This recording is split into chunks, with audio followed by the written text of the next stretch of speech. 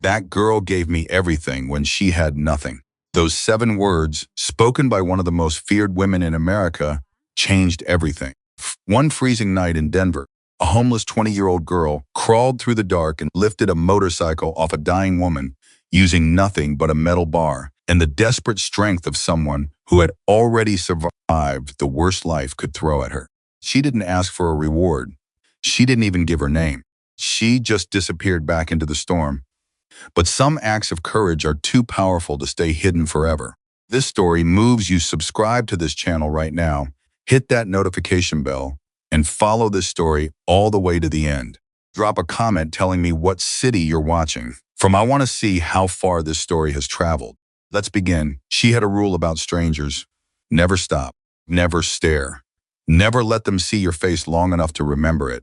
Samantha Reed had built that rule out of 3 years of surviving on the streets of Denver, Colorado, and she had tested it against every kind of person who walked past her, the ones who looked through her like she was made of glass, the ones who crossed the street to avoid her, the ones who called the police just because she was sitting too close to their favorite coffee shop. She had learned, slowly and painfully, that the safest version of herself was the version that nobody noticed. She was 20 years old. She weighed 112 pounds. She owned everything she had in the world: a change of socks, a water bottle, a lighter that barely worked, 3 granola bars, journal she had kept since she was 17, inside one backpack that she slept with her arms wrapped around every single night so nobody could take it while she was sleeping. She had a second rule, just as important as the first. Never get involved in something that isn't your business. The streets had a kind of gravity. If you stood too close to someone else's trouble, it pulled you in. She had seen it happen to people. She knew people who stopped to help a stranger and ended up losing their sleeping spot, their safety, their supplies. The math was simple and brutal. On the streets of Denver, kindness cost you something. Always did. She had a third rule too. Never give anyone a reason to hurt you. She kept those 3 rules close, like a prayer she said to herself every morning when she woke up shivering, and every night when she curled into whatever corner she had found to sleep in. They were the 3 commandments of her survival. They were the reason she was still alive. She broke all 3 of them on a Tuesday night in March. The storm had come in fast. Samantha had been watching it build all afternoon from the underpass near the old freight yard on the eastern edge of the city, where a cluster of people who knew how to read the weather had been quietly packing up their things and moving somewhere more sheltered. She had thought about doing the same, but the spot near the freight yard was one of the better ones, protected on 2 sides, invisible from the road, close enough to a dumpster behind a sandwich shop that sometimes had usable food in it. She didn't want to give it up, so she stayed. She pulled her jacket tighter around herself, an oversized men's winter jacket she had found in a donation bin 6 months ago. Dark navy blue, 2 sizes too big, with a broken zipper she had fixed herself using a safety pin and a piece of wire she found near the railroad tracks, and she watched the sky go the color of a bruise, and she listened to the wind pick up, and she told herself she had been through worse. She had been through worse. That was the thing about Samantha Reed that most people never got a chance to understand, because most people never got close enough to ask. She had been through worse than anything that was coming for her that night. She had lost both her parents by the time she was 16, her father to a heart attack that nobody saw coming, her mother to the bottle that had been slowly winning the fight against her for as long as Samantha could remember. She had been in and out of foster care for 2 years before she aged out of the system at 18 with $47, a plastic bag with a few pieces of clothing, and a laminated card with a list of phone numbers that, when she called them, mostly rang and rang and rang. Nobody picked up. That was when she learned the first law of the world as it actually existed, not as it was supposed to work. Some people fall through the cracks, and the system doesn't come looking for them. She had been falling for 3 years. The motorcycle sound reached her before the lightning did. She heard it through the rain, this deep, rolling thunder of an engine that was too powerful, going too fast for a road that had turned slick with ice and water. She was already tense from the storm, already sitting with her back against the concrete pillar and her arms around her backpack. The sound of that engine made something in her gut tighten in a way that wasn't quite fear, but wasn't quite not fear either. Then she heard the crash. It wasn't a small sound. It was enormous, a collision of metal and earth that she felt as much as heard a grinding, tearing, rolling catastrophe that went on for what felt like 10 full seconds before it stopped. Then silence except for the rain. She didn't move. She told herself, not your business, not your problem. Stay where you are. She counted to 30. The silence held. She counted to 30 again. Still nothing, no voices. No sounds of movement, no headlights sweeping across the road. Just the rain hammering down, and the wind pulling at everything loose, and the particular terrible silence that fills the space where a person ought to be making noise, but isn't. Her legs moved before she made a decision. She wasn't aware of choosing to stand up. She wasn't aware of choosing to walk toward the road. She just found herself moving, and by the time her brain caught up with her body, she was already at the edge of the underpass, looking up the mountain road that curved away into the dark. She could see something. She wasn't supposed to be able to see from that distance, a shape on the road and something glinting, and something that might have been a person lying very, very still. Stop, she told herself out loud. She kept walking. The motorcycle had come to rest on its side across most of the road, one wheel still spinning slowly in the rain, and beneath it, pinned beneath the weight of it, her left leg caught under the frame. Her right arm stretched out across the wet asphalt like she was reaching for something she'd dropped was a woman. Older, maybe late 50s, maybe 60, hard to tell in the dark and the rain. She was wearing full biker gear, leather pants, heavy boots, gloves, a helmet that had cracked on one side, and across the back of her leather vest, visible even through the rain, was a logo that Samantha didn't need to be an expert to recognize. Death's Head, the name above it, Hell's Angels. Samantha stopped walking. Every survival instinct she had screamed at her to turn around. This was not a random stranger.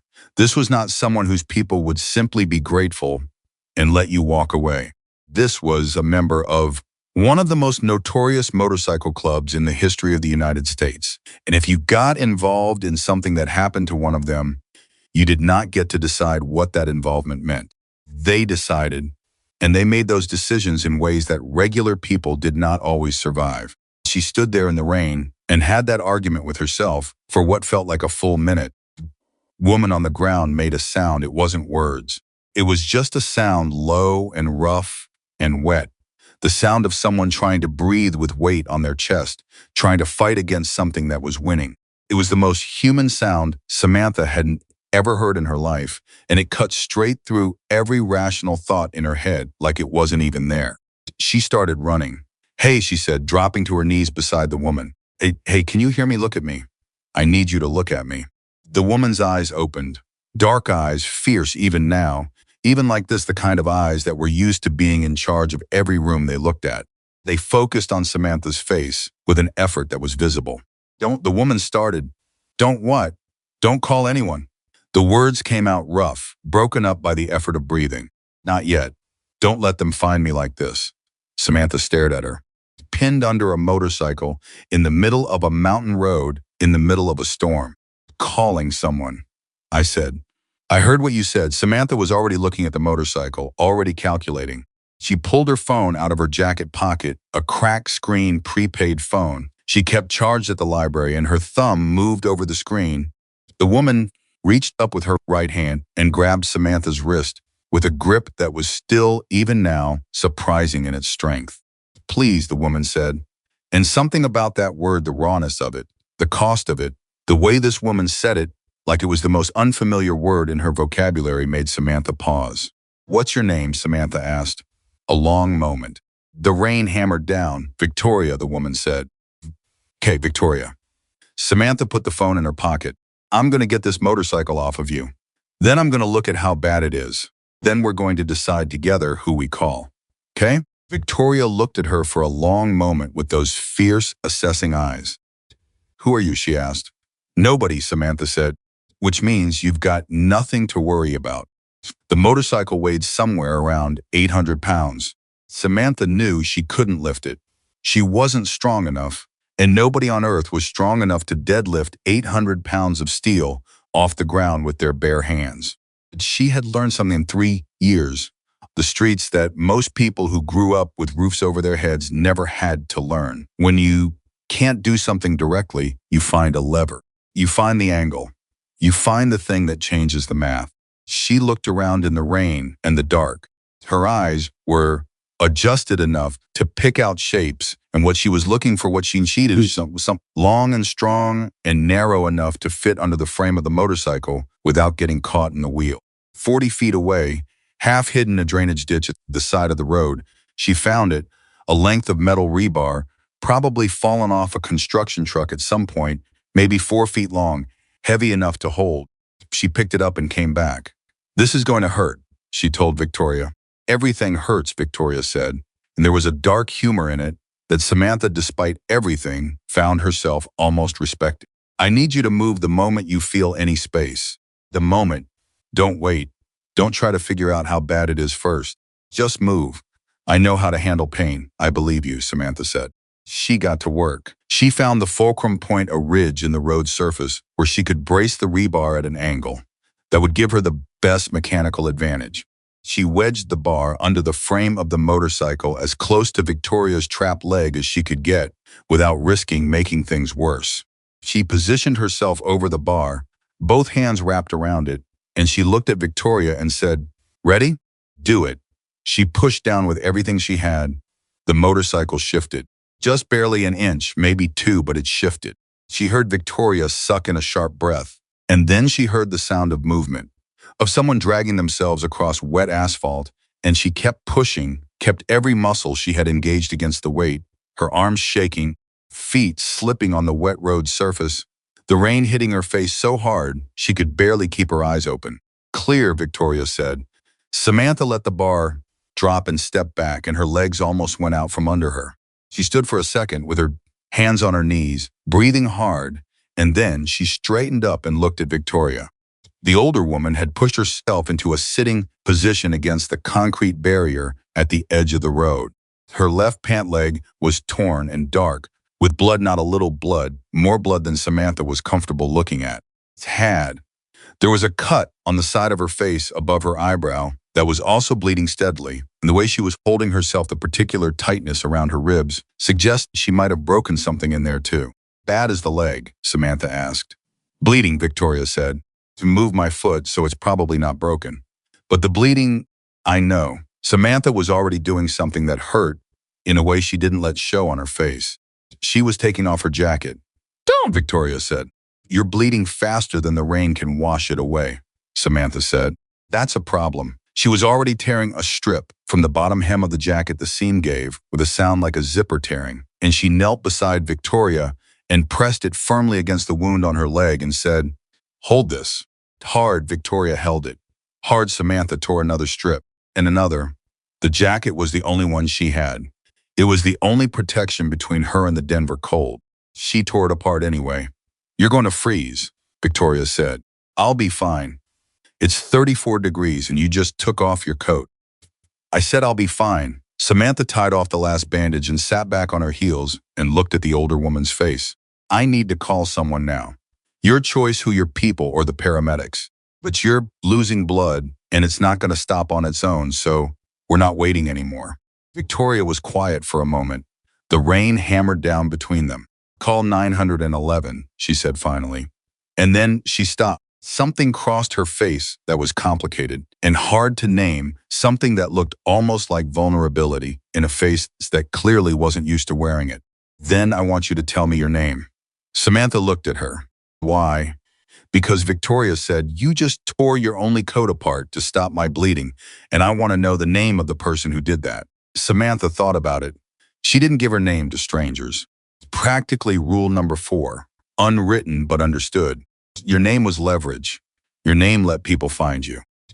Your name attached you to things, and on the streets, being attached to things was dangerous. She looked at Victoria's face, at the fierce hurting eyes, the blood on her hands from pressing the makeshift bandage against a wound she hadn't had to stop. "Samantha," she said, "Samantha Reed." She made the call. She gave them the location as precisely as she could from the road signs she could see in the dark. Described the injuries clearly and quickly, the way she had learned to do in situations that moved fast, where being unclear cost you time and time was what people died from. Then she ended the call, and she sat with Victoria Caldwell in the rain and the dark and the cold, and she talked to her nothing dramatic, nothing heavy, just talking about the road and the storm, and whether the rebar she'd found was going to leave a dent in the motorcycle's frame. Victoria answered in short sentences, her voice getting a little rougher as the minutes passed, and Samantha watched her and kept watching her and kept her talking because she knew, from things she had seen in places she had hoped never to be, that the moment a person stopped responding was the moment you started losing them. She heard the sirens when they were still far away. That was when she made a decision. "I have to go," she said. Victoria's eyes sharpened immediately. "What?" "No, stay. Tell them what happened. Tell them I'm not," Samantha hesitated. "I'm not someone the police need to meet tonight. It's better if I'm not here. You saved my life." "The paramedics are to save your life," Samantha said, standing up and picking up her backpack, which she had set down at some point without even noticing. "Just kept you here long enough for them to get to you." "That's not a small thing," Victoria said. Her voice was sharper now, cutting through the rain and the cold and the growing sound of sirens. "That's not a small thing at all, Samantha Reed." The name in Victoria's voice did something strange to Samantha's chest. She didn't know what it was. She didn't have time to think about it. She turned and walked away into the dark before the emergency lights crested the hill. She didn't look back. She was 3 streets over, crouched in a doorway, and shaking so hard her teeth were clicking together before the full reality of what she had done settled over her. She had no jacket.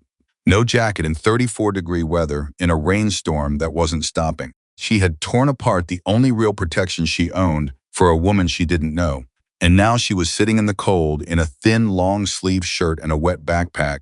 The logical part of her brain, the part that had been doing the math of survival for 3 years, was looking at this situation and calculating and not liking what it found. "Okay," she said to herself, out loud in the shaking cold dark. "Okay, you can fix this. You've been colder. You've made it through worse." She had been colder. She had made it through worse. She started walking. If you kept moving, you generated heat. She had learned that early, the hard way, that first winter. If you stopped, the cold caught up to you. So you kept moving, kept the blood going, found somewhere that was warmer than where you were, and you did not sit down and think about what you had just given away for a stranger. She walked. 3 days passed. She found a heavy flannel shirt at a donation center, not as warm as the jacket, not even close, but better than nothing. She moved her sleeping spot from the freight yard to a different underpass, closer to downtown, closer to the library, where she could warm up for a few hours in the afternoon and charge her phone. She ate what she could find. She slept in pieces. She didn't think about Victoria Caldwell, or she tried not to. The truth was that Victoria Caldwell had a way of appearing in Samantha's thoughts at the moments she least expected it, the fierce eyes in the dark, grip on her wrist that was still strong, even when everything else was failing.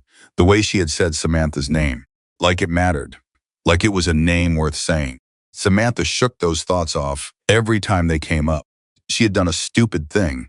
She had broken all 3 of her rules in one night, and she was lucky it hadn't cost her more than a jacket. She had been lucky the paramedics hadn't arrived 30 seconds sooner. She had been lucky the police hadn't found her in the dark, hadn't attached her name to anything, hadn't given anyone a reason to look for her. She had been lucky. She told herself that. On the 4th day after the crash, she was sitting outside the library in the thin March sun, eating a granola bar and reading a book she'd checked out on basic motorcycle engine repair. She had started reading about engines a few months ago, drawn to the logic of them, the way every problem had a source, and every source had a fix when she heard the motorcycles. Not 1, not 2, 5, maybe 6. She didn't look up right away. Motorcycles weren't unusual in Denver, but there was something about the sound, the particular formation of them, the way they seemed to be moving slowly, not passing through but searching, that made the back of her neck go cold in a way that had nothing to do with the temperature. She looked up. They were on the street in front of the library. 5 motorcycles, big machines, all of them, and the riders were wearing leather vests, and even from across the street she could see the patches on those vests, the colors, the logo. Hell's Angels. She was on her feet and moving before she had made a conscious decision, which was, she would later reflect, becoming a pattern with her when it came to this particular situation. She went 3 blocks west and then 2 blocks north, and then found the alley behind the hardware store that she had used before as a cut-through, and she was partway down it when she heard the motorcycle come around the corner behind her. Just one this time. She walked faster. She didn't run, because running looked like something to chase, and she had learned that lesson too. She kept her pace just on the right side of normal, and her eyes forward and her hands loose at her sides. Samantha Reed. The voice was male, calm, not loud, just placed precisely in the air behind her so that she would hear it without any doubt. She stopped. Every rule she had said, keep walking, don't respond. If you don't acknowledge it, you can pretend you didn't hear it, and then you're not involved. Every rule she had, she turned around. The man who had said her name was sitting on a motorcycle in the entrance to the alley, the engine idling, forearms resting on the handlebars in a posture that was relaxed but not casual, the kind of relaxed that came from a person who was used to being in control of the situation around them. He was older, maybe early 60s, with a face that had a lot of weather in it and a lot of miles and something else. Something in the set of his jaw and the look in his eyes that made her think of the kind of people who had made a lot of difficult decisions and had stopped apologizing for the outcomes. He was wearing the vest, Hell's Angels, and on his chest, just above the pocket, a single word on a rocker patch that she recognized even from 10 feet away. President. My name is Michael Dawson, he said. I'm the chapter president, and I've been looking for you for 4 days. Her heart was hammering. She kept her face still. I don't know who you're looking for, but it's not me. Samantha Reed, he said again, 20 years old, about 5'4", blonde hair, usually messy, was carrying a blue jacket the night of the storm. Blue jacket that she tore up to stop Victoria Caldwell's bleeding. Samantha didn't say anything. We found a piece of it, Michael said, still at the scene. Victoria told us before she lost consciousness in the ambulance, told the paramedic to find the girl with the blue jacket. She made him write it down. He reached into his vest pocket and produced a folded piece of paper and held it up. From 10 feet away, Samantha couldn't read it, but something about the gesture, the evidence of it, the documentation made her feel suddenly, overwhelmingly tired. She's been asking about you since she woke up. Samantha stopped, started again. I don't want anything. I don't want money. Don't want anything from you or from her. I saw someone who needed help and I helped and then I left. That's all it was. So you can go back and tell her she doesn't owe me anything and we can all move on. Michael Dawson looked at her for a long moment without saying anything. Then he said, she knows she doesn't owe you anything. Then why? Because she wants to say thank you. His voice was even. Not soft exactly, but not hard either. Because you gave her everything you had when you had nothing, and she's the person who doesn't forget something like that. And because he paused. Because I've been doing this long enough to know the difference between someone who does something for what they can get out of it and someone who does something because they can't live with themselves if they don't. Samantha stared at him. Which one are you? Michael asked. She didn't answer. But they both knew. She didn't go with him, not that day. She listened to what he had to say, and she told him she'd think about it. And then she walked away and spent a very long night in the cold, telling herself all the reasons this was a trap, all the ways this could go wrong, all the stories she had heard on the streets about people who trusted the wrong extended hand and ended up worse off than when they started. She went through it systematically, the way she went through everything that scared her, turning it over and looking at every angle. Michael Dawson had given her an address. He had not asked for her number. He had not asked for anything. He had simply, Victoria wants to see you. If you want to come, come. If you don't, that's your right too. Nobody's going to come looking for you again. She had waited for the catch. It hadn't come. She had walked away, and Michael Dawson had ridden his motorcycle out of the alley and turned onto the main road and left. Following her, no second approach, no one waiting at the corner in case she took a different direction. He had just let her go. She lay awake in the cold that night and thought about the look in Victoria Caldwell's eyes in the moment she had said Samantha's name. Not gratitude exactly.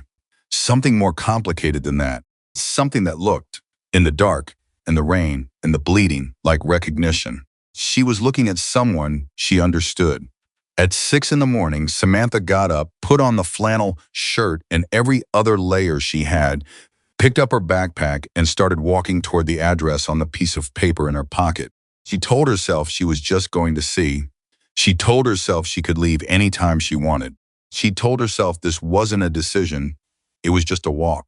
But she knew, somewhere in the part of her that had been running on instinct for 3 years and had learned to trust those instincts more than she trusted anything else, that something had already shifted.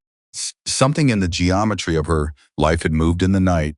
Even if she turned around right now and went back to the library and the donation center and the underpass and all the careful invisible survival of the life she had built out of almost nothing, she wouldn't be able to pretend she hadn't seen what she had seen in Victoria Caldwell's eyes. She wouldn't be able to unknow what she had felt in herself when that woman had said her name like it was worth saying. So she walked. In the thin, early morning cold, with no jacket and a flannel shirt and a backpack and 3 granola bars and a cracked phone and a journal she had kept since she was 17, the girl that nobody saw walked through the streets of Denver towards something she didn't have a word for yet. Something that, in another life in the life she had lost at 16, she might have called hope. She didn't use that word, not yet, but she kept walking. She was 6 blocks from the address when she realized she wasn't alone. There was someone behind her. She felt it before she heard it, the particular shift in the air of a street when someone is moving in the same direction you are, at the same pace, closer than a stranger normally walks. She had learned to feel that. 3 years of being vulnerable had sharpened every sense she had. She turned around. It was a girl, maybe 17 or 18, slight build, dark hair, a Hell's Angels patch on her jacket that was clearly secondhand, a prospect's jacket, too big for her, the sleeves rolled up. She stopped when Samantha turned around and put her hands up in a gesture that was meant to be reassuring. "Victoria sent me to walk with you," the girl said, "in case you changed your mind and needed someone to talk to." Samantha stared at her. "She sent someone to walk with me," she said. "The walk might feel long if you were doing it alone." She said, repeating what she said that she knows what it feels like to make a decision that scares you, and she didn't want you to do it alone. Samantha stood in the street for a moment and looked at this girl who was holding her hands up and watching her with careful, non-threatening eyes, and felt something move in her chest that she was absolutely not going to cry about. "What's your name?" Samantha asked. "Jessie," the girl said. "You been following me since the alley yesterday?" Jessie smiled slightly. "Since about a block after the alley. Victoria's been worried. She doesn't even know me." "I know," Jessie said. "She told me that too. She said sometimes you don't need to know someone to know they matter." Samantha turned back around and looked at the street ahead of her, at the 6 blocks between her and whatever was waiting at that address. "Walk on that side," she said, gesturing to her right. "Not behind me." "Okay," Jessie said, and moved immediately. No questions, no argument. They walked side by side in the early morning cold, and for the first time in 3 years, Samantha Reed walked through the streets of Denver and was not alone. She didn't say anything. She didn't need to. Some things don't need words to be true. She kept walking.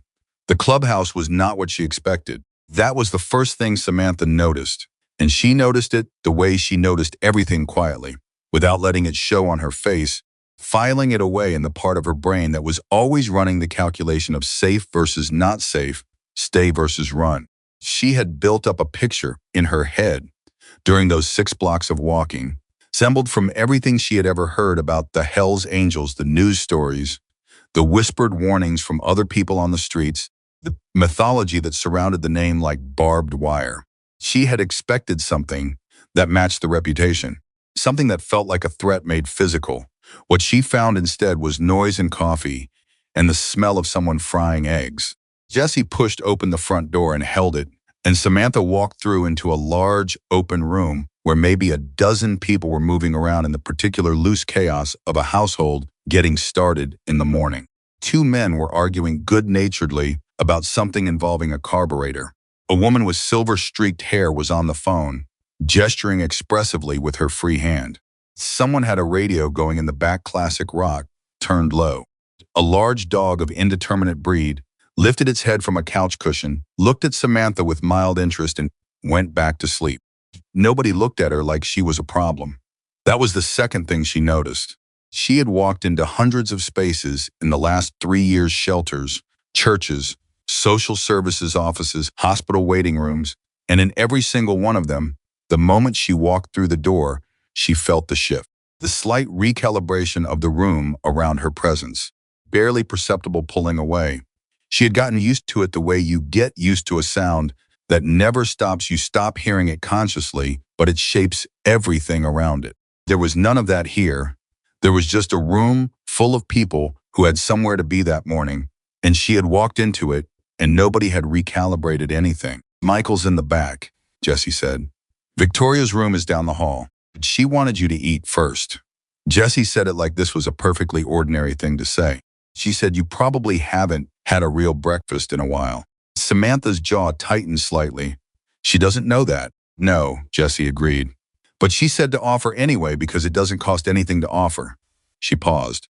She said, "If you say no, that's fine too, and nobody will make it weird." Samantha looked at the room. At the table in the corner where someone had left a plate with toast on it and a mug of coffee that was still steaming. The dog asleep on the couch. At all of it. "Okay," she said. She sat down at the table and she ate, and nobody made it weird. She had forgotten what that felt like. She wasn't going to think about that right now. Drank the coffee and ate the toast and watched the room. Somewhere in the middle of the second piece of toast, the silver-haired woman finished her phone call and walked over and sat down across from her without asking permission and said, "I'm Carol. I run logistics for this chapter." "You're Samantha." "Yes," Samantha said. "Victoria's been awake since 5, Carol said. She was going to get up and come find you herself until Michael reminded her that her left leg has 14 stitches in it and her doctor said no walking for a week." Carol smiled at some memory. "She didn't take that well." "I imagine not," Samantha said. "She told me what you did with the jacket." Samantha didn't say anything. "I've known Victoria Caldwell for 31 years, Carol said. Seen her in situations that would have broken most people. Seen her face things that well." She stopped, looked at Samantha steadily. "She doesn't ask for help, ever. And she told me that you got down in the road next to her in the middle of a storm and talked to her like she was a person instead of a legend." And she said, Carol paused. She said it had been a long time since someone did that. Something moved in Samantha's chest. She ignored it. "She probably would have been fine," Samantha said. "The paramedics would have." "The paramedics got there 11 minutes after you called," Carol said. "She was already going into shock from blood loss. The bandages you made slowed it enough." She held Samantha's gaze. "You saved her life. I want you to hear that from someone saying it plainly, not dressed up in anything. You saved her life." Samantha put down the piece of toast. She looked at her hands, at the knuckles still scraped from the rebar, the calluses and the healed cuts, and all the small evidence of 3 years of surviving. She didn't say anything because she didn't have anything to say that wouldn't embarrass her. Carol, to her credit, didn't push it. "Finish your coffee," she said. "Then I'll take you to her." Samantha finished her coffee. Then she stood up, picked up her backpack, the automatic gesture, the reflex she couldn't stop, and Carol looked at the backpack and looked at Samantha and didn't say a word about it. That, Samantha thought, was a kind of intelligence she didn't often encounter. She followed Carol down the hall. The door at the end was closed. Carol knocked twice, waited, and then opened it and stepped aside. 10 minutes, Carol said quietly. "She's still recovering. Don't let her pretend otherwise." Samantha walked in. Victoria Caldwell was sitting up in the bed with her back against the headboard, her left leg elevated on pillows, a cup of tea on the nightstand that looked like it hadn't been touched. She was wearing a hospital-style compression bandage on her leg and a regular t-shirt, and she looked, without the leather vest and the gear, both more ordinary and somehow more formidable, the way that certain people, stripped of their armor, turn out to have been the armor all along. She looked at Samantha walking through the door, and her face did something complicated. "You came," she said. "I almost didn't," Samantha said honestly. "I know." Victoria's voice was still rough-heeling, but rough. "Sit down." There was a chair near the window. Samantha sat her backpack in her lap. Victoria looked at the backpack, looked at Samantha, said nothing about it. "How's the leg?" Samantha asked. 14 stitches and a lecture from a doctor. Half my age about operating heavy machinery, Victoria said. Ribs are bruised, not broken. Head is. She touched the bandage cut above her eyebrow lightly. I've had worse, I believe you, Samantha said. I wanted to see you, Victoria said, because I needed to tell you something in person, not through Michael, not through anyone else. She paused. Her hands, resting on the blanket over her lap, were very still. What you did that night, I know you think it was small. I can tell by the way you're sitting in that chair like you're ready to leave, that you've already decided in your head that it wasn't a big thing and you don't need to be thanked for it, and this whole situation is uncomfortable and unnecessary. Samantha said nothing. Am I wrong? Victoria asked. Not entirely, Samantha said. The corner of Victoria's mouth moved, almost a smile. Fair enough. She reached over to the nightstand and picked up something. Samantha hadn't noticed something folded, dark fabric, stained with mud and rain, and what was very clearly dried blood. She held it out. Samantha's stomach dropped. It was a piece of her jacket. A long strip, maybe 8 inches wide, torn and muddy, and still showing the original navy blue of the fabric underneath the staining.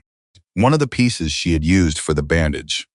The paramedics found it when they were securing the scene. Victoria said, one of them knew enough to hold on to it. When I woke up and asked about the girl with the blue jacket, someone put it together. She was still holding it out. Been carrying this since they discharged me. Samantha didn't reach for it. Why? She asked. The word came out quieter than she intended. Because Victoria said, I wanted you to see that I know what it cost you. Not metaphorically, not emotionally, literally, materially. I know that jacket was probably the only one you had, and you tore it apart without hesitating, and then you walked away in the cold. She let her hand drop, the fabric resting on the blanket between them. I needed you to know that I know that it wasn't invisible to me. Samantha's throat was doing something she didn't appreciate. The jacket, she said. It was your only jacket, Victoria said. 34-degree weather. Her voice was even. Don't minimize it. Not with me. Samantha looked at the strip of fabric on the blanket. She was quiet for a long moment. Then she said, how long have you been running this chapter? Victoria blinked. The shift in direction had caught her off guard, which, Samantha suspected, did not happen to her often.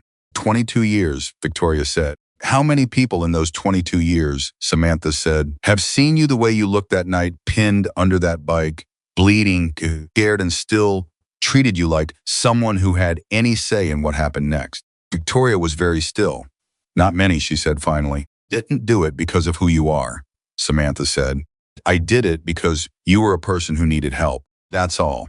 She paused. You don't owe me anything, Victoria. I don't owe you anything. So if that's what this is, a debt being settled, I'd like to just call it even right now and we can both move on. Victoria looked at her for a long moment with those dark, assessing eyes. What if it's not about debt, she said. Then what is it about? Victoria was quiet for 3 full seconds. In the hall outside, someone laughed at something, and the sound drifted under the door and faded. I want you to stay for a few days, Victoria said. There's a room here. It's small, but it's warm, and it locks from the inside, and nobody will bother you. I want you to have 3 meals a day and sleep somewhere safe and just, she stopped. Just give me a few days to show you what this place actually is. Not what you think it is, not what the news says it is. Her voice was level, but there was something that Samantha recognized because she had felt it herself 1,000 times. The specific vulnerability of asking for something and not knowing if the answer will be yes. I'm not asking you to trust us. I'm asking you to stay long enough to make a fair judgment. Samantha looked at her. She thought about the underpass, about the cold, about the 3 days she had spent after the crash with no jacket, moving to keep warm, doing the arithmetic of survival one day at a time. She thought about the library and the donation center and the granola bars and the cracked phone and all of it all, the careful, exhausting, invisible infrastructure of a life built on nothing. She thought about Jessie walking beside her that morning without asking questions. She thought about Carol, who hadn't said a word about the backpack. The room locks from the inside, she said. I'll show you the lock myself, Victoria said. And if I decide to leave, the front door is unlocked 24 hours a day, Victoria said. You can walk out anytime you want. No one will ask you where you're going. Samantha looked at the strip of her old jacket lying on the blanket. 3 days, she said. 3 days, Victoria agreed. Then quietly, thank you, Samantha. The way she said the name, the same way she had said it on the road in the rain, like it was something worth saying, hit Issa in exactly the same place it had hit her the first time. She stood up before the feeling could settle into anything she'd have to deal with later. You should drink your tea, she said. It's gone cold. Victoria looked at the untouched mug. I hate tea. Then why? Carol makes it for me every morning. I stopped arguing about it 17 years ago. Samantha looked at the mug, looked at Victoria, felt something start to crack open in the very back of her chest, something small, like the first fracture in ice before it gives way, and turned toward the door before it could go any further. 3 days, she said again, her hand on the door. 3 days, Victoria said. Samantha walked out. In the hallway, she stood for a moment with her back against the wall, and her eyes closed and her backpack held against her chest, and she breathed. Just breathed. In and out, slow and steady, the way she had taught herself to breathe when things got overwhelming. And the ground felt like it was moving under her feet. And she straightened up, opened her eyes, found Carol at the end of the hall, waiting without appearing to wait. I'll show you the room, Carol said. She showed me the lock first, Samantha said. That was the deal. Of course, Carol said, without a trace of surprise, led her down the hall. The room was small. Carol was right about that. It was barely larger than a walk-in closet, with a narrow bed and a dresser and a window that looked out at the side wall of the building next door. But the bed had 2 blankets on it, thick ones, and the dresser had a mirror and a small lamp, and the door had a deadbolt that Carol turned twice both directions, so Samantha could see it work.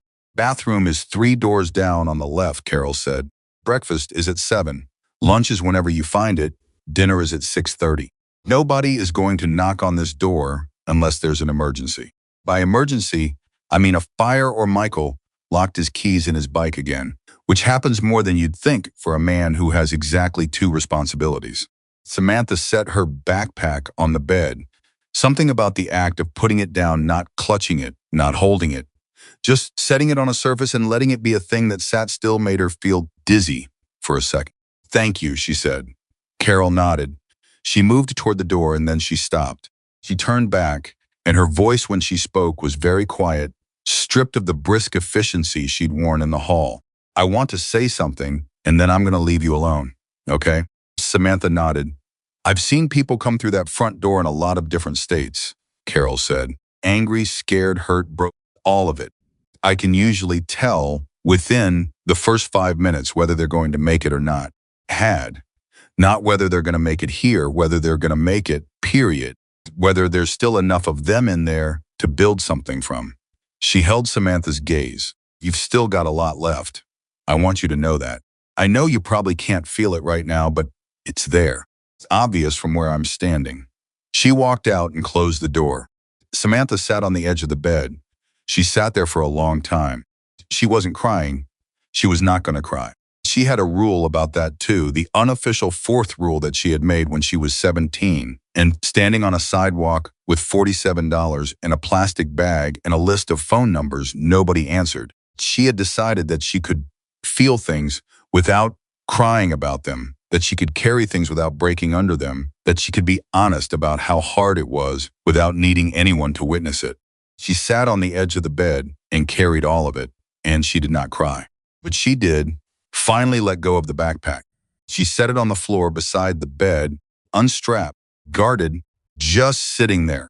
She lay down on top of the 2 thick blankets with her boots still on. Because old habits, and she stared at the ceiling, and for the first time in 3 years, she was in a room that was warm and locked and quiet. She was asleep within 4 minutes. She slept for 11 hours. Nobody knocked. When she woke up, it was early evening, and the light through the narrow window had gone orange, and for approximately 3 seconds she didn't know where she was. The panic that always lived at the edge of her waking was already rising before her brain caught up and identified the ceiling and the lamp and the small room with the locked door. Then she remembered.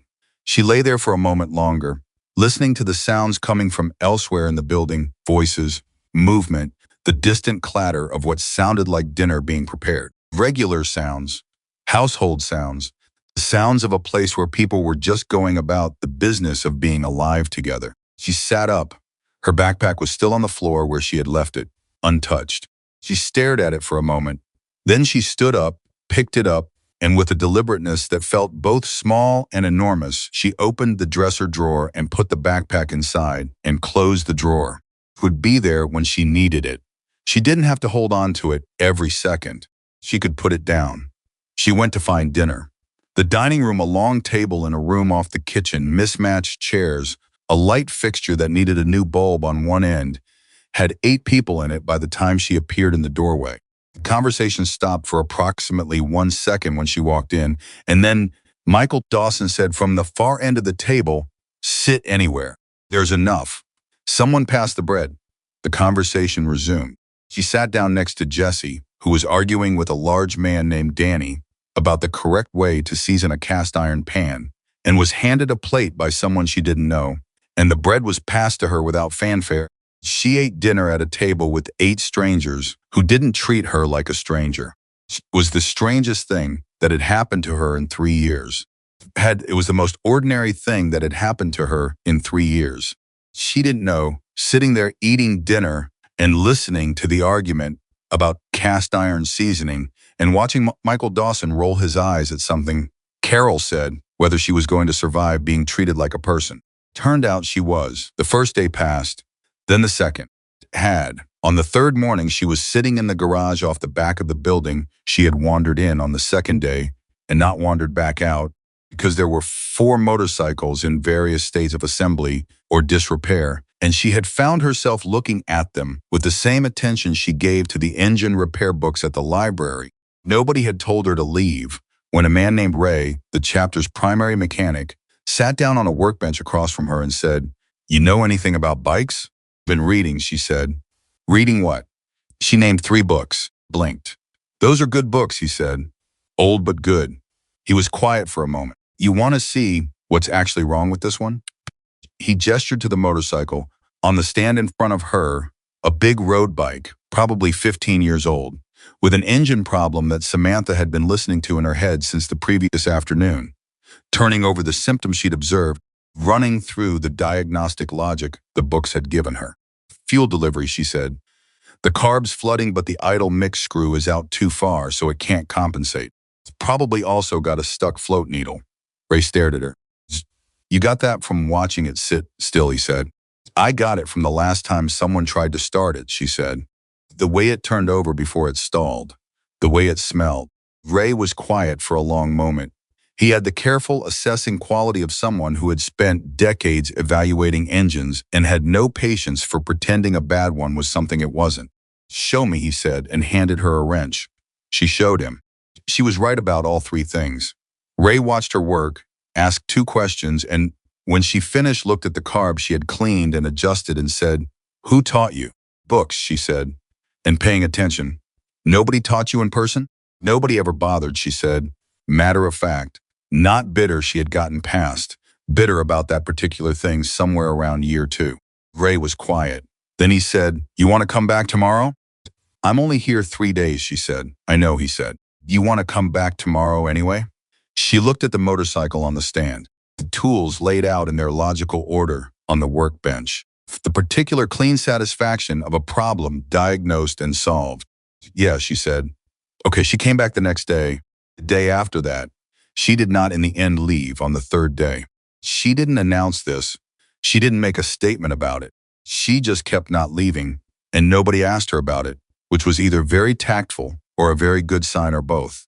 On the 5th day, Victoria appeared in the garage on crutches, moving with an impatience that said the crutches were a concession extracted under protest, and sat on a stool near the workbench and watched Samantha work on a carburetor without saying anything for almost 20 minutes. Finally, Samantha said without looking up, "Carol said no walking for a week." "Carol is not in charge of my legs," Victoria said. "Carol seems to be in charge of most things." "That is unfortunately accurate," Victoria said, "and if you repeat it, we'll deny it." Pause. "Ray says you have the best diagnostic instinct he's seen in 20 years. Samantha set down the wrench, looked at Victoria. "He's being generous." "Ray doesn't do generous," Victoria said. "He does accurate." She shifted on the stool. The movement pulled at something visible in her face, A quick tightening, and then was gone. I want to ask you something, and I want you to answer honestly, and you can tell me to mind my own business if you want. Samantha waited. What happened to you? Victoria said, Not the streets. I know about the streets. I know how people end up there. That's not what I'm asking. I mean, she stopped, looked for the words. What happened to the person you were before you had to become the person you are now? What did they take from you? And who took it? The garage was very quiet. Samantha picked up the wrench again, set it down, picked it up again. My father died when I was 16, she said. Heart attack. No warning. She kept her eyes on the carburetor. My mother had a drinking problem. It got worse. A lot worse. By the time I was 17, she couldn't really take care of herself, let alone me. So foster care, she paused. 2 placements. Neither of them she stopped. Started again. They weren't the right fit. What does not the right fit mean?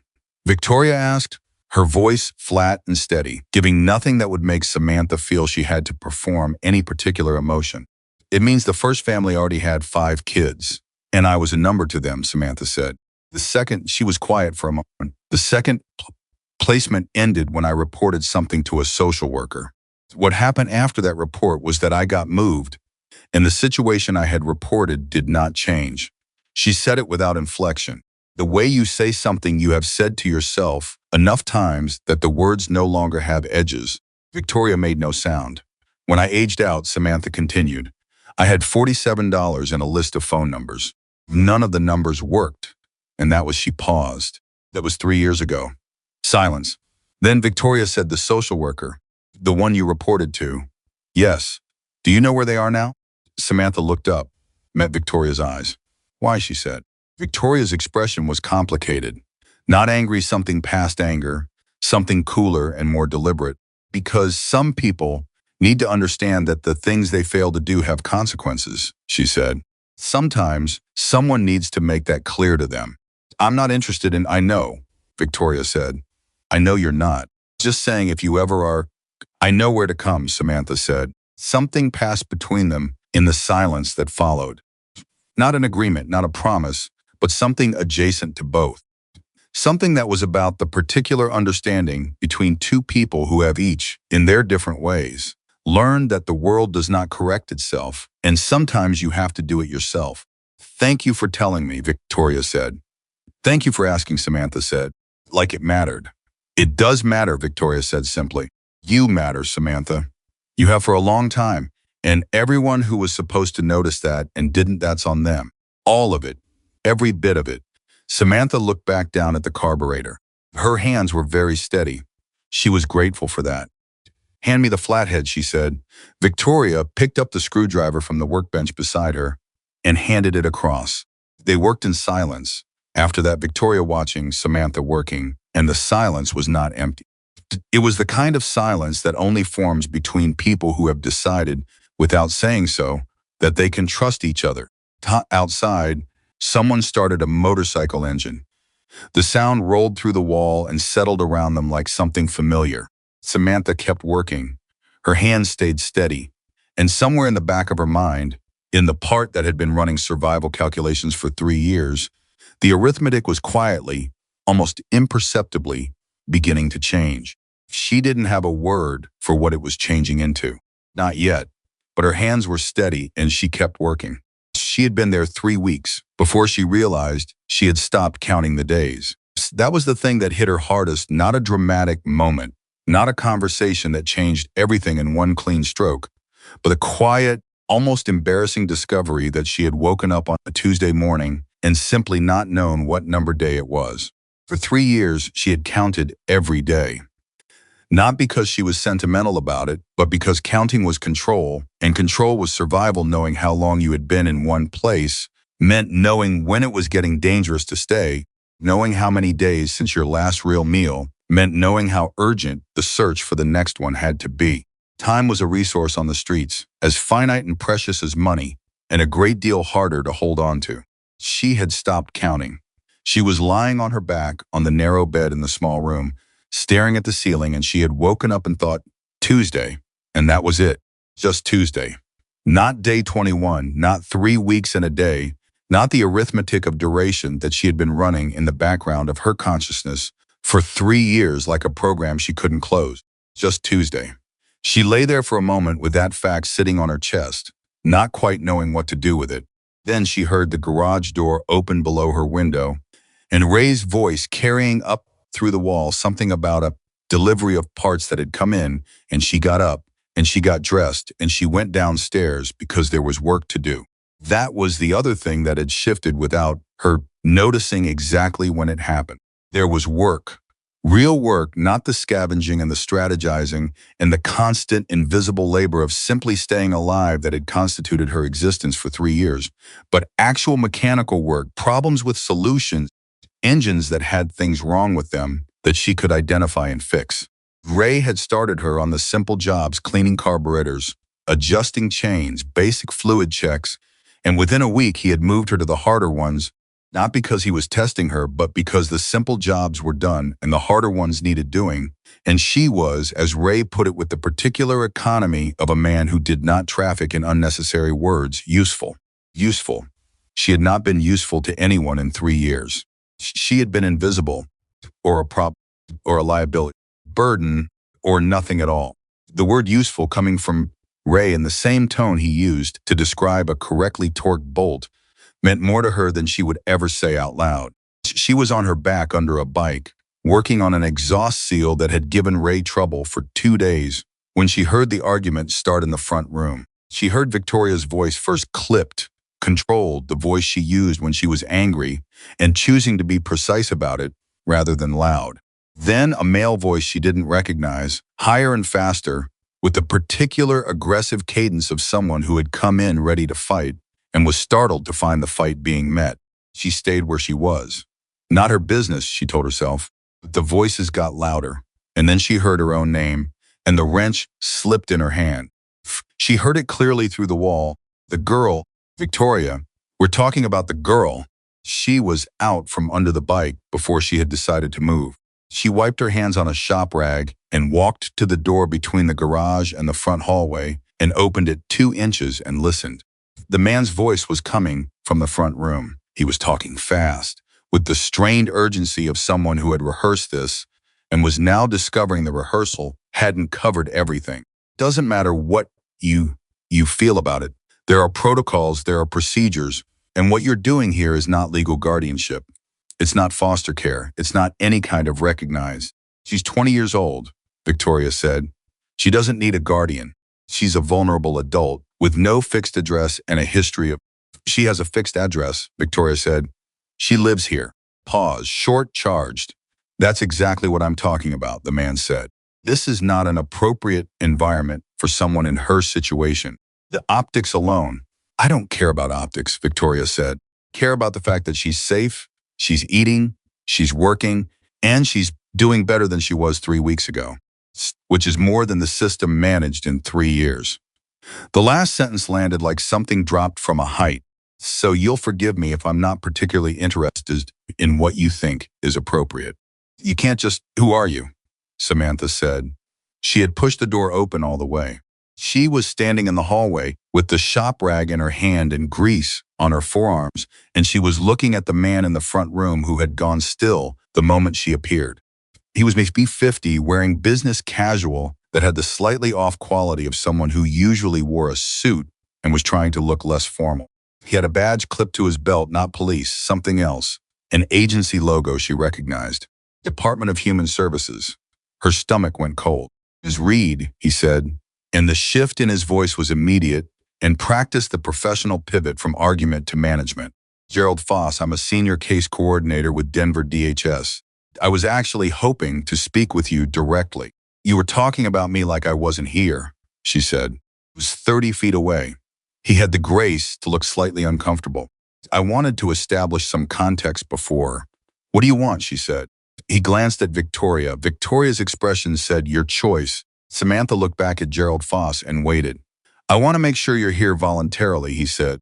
I want to make you sure you understand your options and your rights, and that you're not in a situation where you feel you can't leave. The front door is unlocked 24 hours a day, Samantha said. Yes, but I can leave anytime I want, she said. Stayed because I chose to. I'm working because I chose to. Eating and sleeping here because it was offered, and I accepted, and nobody has asked anything from me in return. She held his gaze. Is there something specifically illegal you believe is happening here? Because if there is, say it plainly. If there isn't, then I'm not sure what jurisdiction DHS has over a 20-year-old woman who has made a voluntary choice about where she lives. Gerald Foss looked at her with an expression she recognized.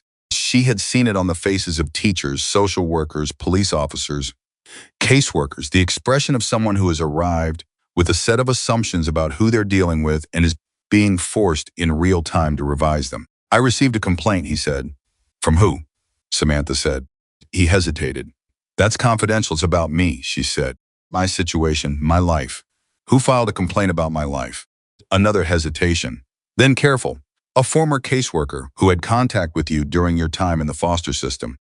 They expressed concern about your current living situation and felt it was their professional obligation to. Which caseworker? Samantha said. Her voice had gone very flat. Not loud, not aggressive, flat the way ice goes flat before it breaks. Victoria, from across the room, said quietly, Samantha. Which caseworker? Samantha said again, not looking at Victoria. Gerald Foss straightened slightly. Ms. Reed, I understand you may have complicated feelings about your history with the department, but the identity of the person who filed the concern isn't relevant to the caseworker from my past filed a complaint about where I'm living now, Samantha said. That caseworker has my file. They know everything about my history, the report I made, the placement I was in when I made that report. She paused. Now they're filing complaints about me. Does that sequence of events concern you at all, Mr. Foss, or does it only concern me? The room was very still. Gerald Foss looked at her, and she could see him recalculating. She could see the moment when the thing she had just said landed properly, when he understood the full shape of what she was implying and began, slowly and visibly, to take it seriously. What are you saying? He said, and his voice had changed.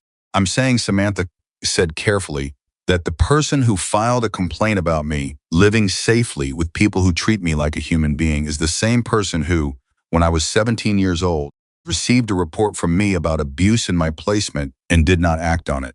I'm saying that I find the timing interesting. She let that sit for a moment. Now, is there anything else DHS needs from me today? Gerald Foss opened his mouth, closed it, opened it again. I'm going to need to look into some things, he said. I imagine you will, Samantha said. He left 11 minutes later. Samantha watched him go from the hallway, and when the front door closed behind him, she stood very still for a moment, her hands at her sides, the shop rag twisted tight in her fingers without her realizing it. Victoria walked over to her carefully, still favoring the left leg even 3 weeks out, and stood beside her and said nothing. She reported me, Samantha said. Her voice was quiet. She's the one who moved me out instead of doing anything about what I told her, and now she's reporting me for what? Living somewhere safe? Having a job? People who have done wrong things, Victoria said, are often very motivated to make the people they wronged seem like the problem. She knows DHS will look at you, Samantha said.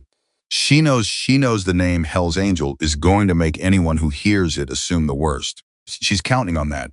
Probably, Victoria said. She's trying to use you against me, Samantha said. Or me against you, or both. She turned to look at Victoria. Sorry, I didn't mean to bring this to your door. Victoria looked at her steadily.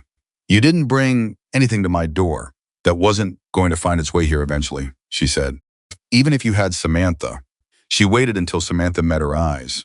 Don't apologize for existing. Not in this house. Not ever. Do you understand me? Samantha looked at her. Okay, she said. I need to hear you say you understand. I understand, Samantha said. Good. Victoria turned toward the kitchen. Come have coffee. Michael needs to know about this, and he needs to know now, and that conversation will go better with coffee. Michael took the news with the particular stillness of a man who had spent decades learning that the first response to a problem was not always the most useful one. Sat at the kitchen table with his hands around his mug and listened while Samantha told him everything, the whole story. Not just the visit today, but the report at 17, the placement, the caseworker who hadn't acted, all of it, and he did not interrupt once. When she finished, he was quiet for a long moment. Then he said, What's the caseworker's name? Linda Marsh, Samantha said. Michael nodded slowly. Okay. He looked at Carol, who had been standing near the counter throughout, and something passed between them that was a full conversation compressed into a single exchange of glances. "What does that look mean?"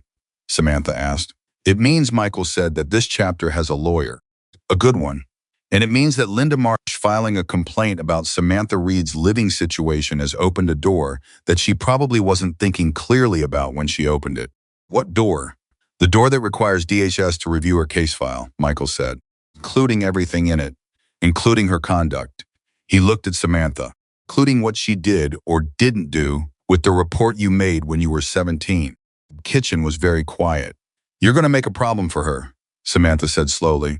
"We're going to make sure the right people ask the right questions," Michael said. "There's a difference. She has connections in DHS. She's been there for years. She could make things very difficult for all of you." "She could try," Michael said. He said it without heat, without threat, just as a statement of fact about the relative weight of the things she was worrying about. "Do you trust us?" She looked at him, at Carol. Victoria. 3 weeks ago, she would have answered that question by walking out the front door and not looking back. 3 weeks ago, trust was a word she kept in the same category as luxury, something other people had, something that required resources she didn't possess. "Yes," she said. It surprised her how quickly it came out, how completely she meant it. Michael nodded. "Then let us handle this part. Do your work. Ray says you've got a transmission waiting." That 20 minutes ago, Ray confirmed from the doorway, where he had apparently been listening for some time without announcing himself, because Ray treated unnecessary announcements with the same skepticism he applied to unnecessarily complicated repairs. Samantha looked at the room. "Okay," she said. She went back to the garage. She put herself under the bike and found the transmission problem within 6 minutes, a gear that had worn unevenly, stress fractures in a specific pattern that told a clear story about how the bike had been ridden, and she worked. She let the work absorb her, because that was what work was good for. When you were working on something with your hands, something that required your full attention, the other things couldn't get all the way in. They stayed at the edges where you could feel them, but they couldn't take over. She worked for 2 hours. She was torquing the final bolt on the transmission cover when Jesse appeared in the garage and sat on the workbench and said, without preamble, "Can I ask you something?" "You're going to ask it either way," Samantha said, not unkindly. "Fair." Jessie swung her feet.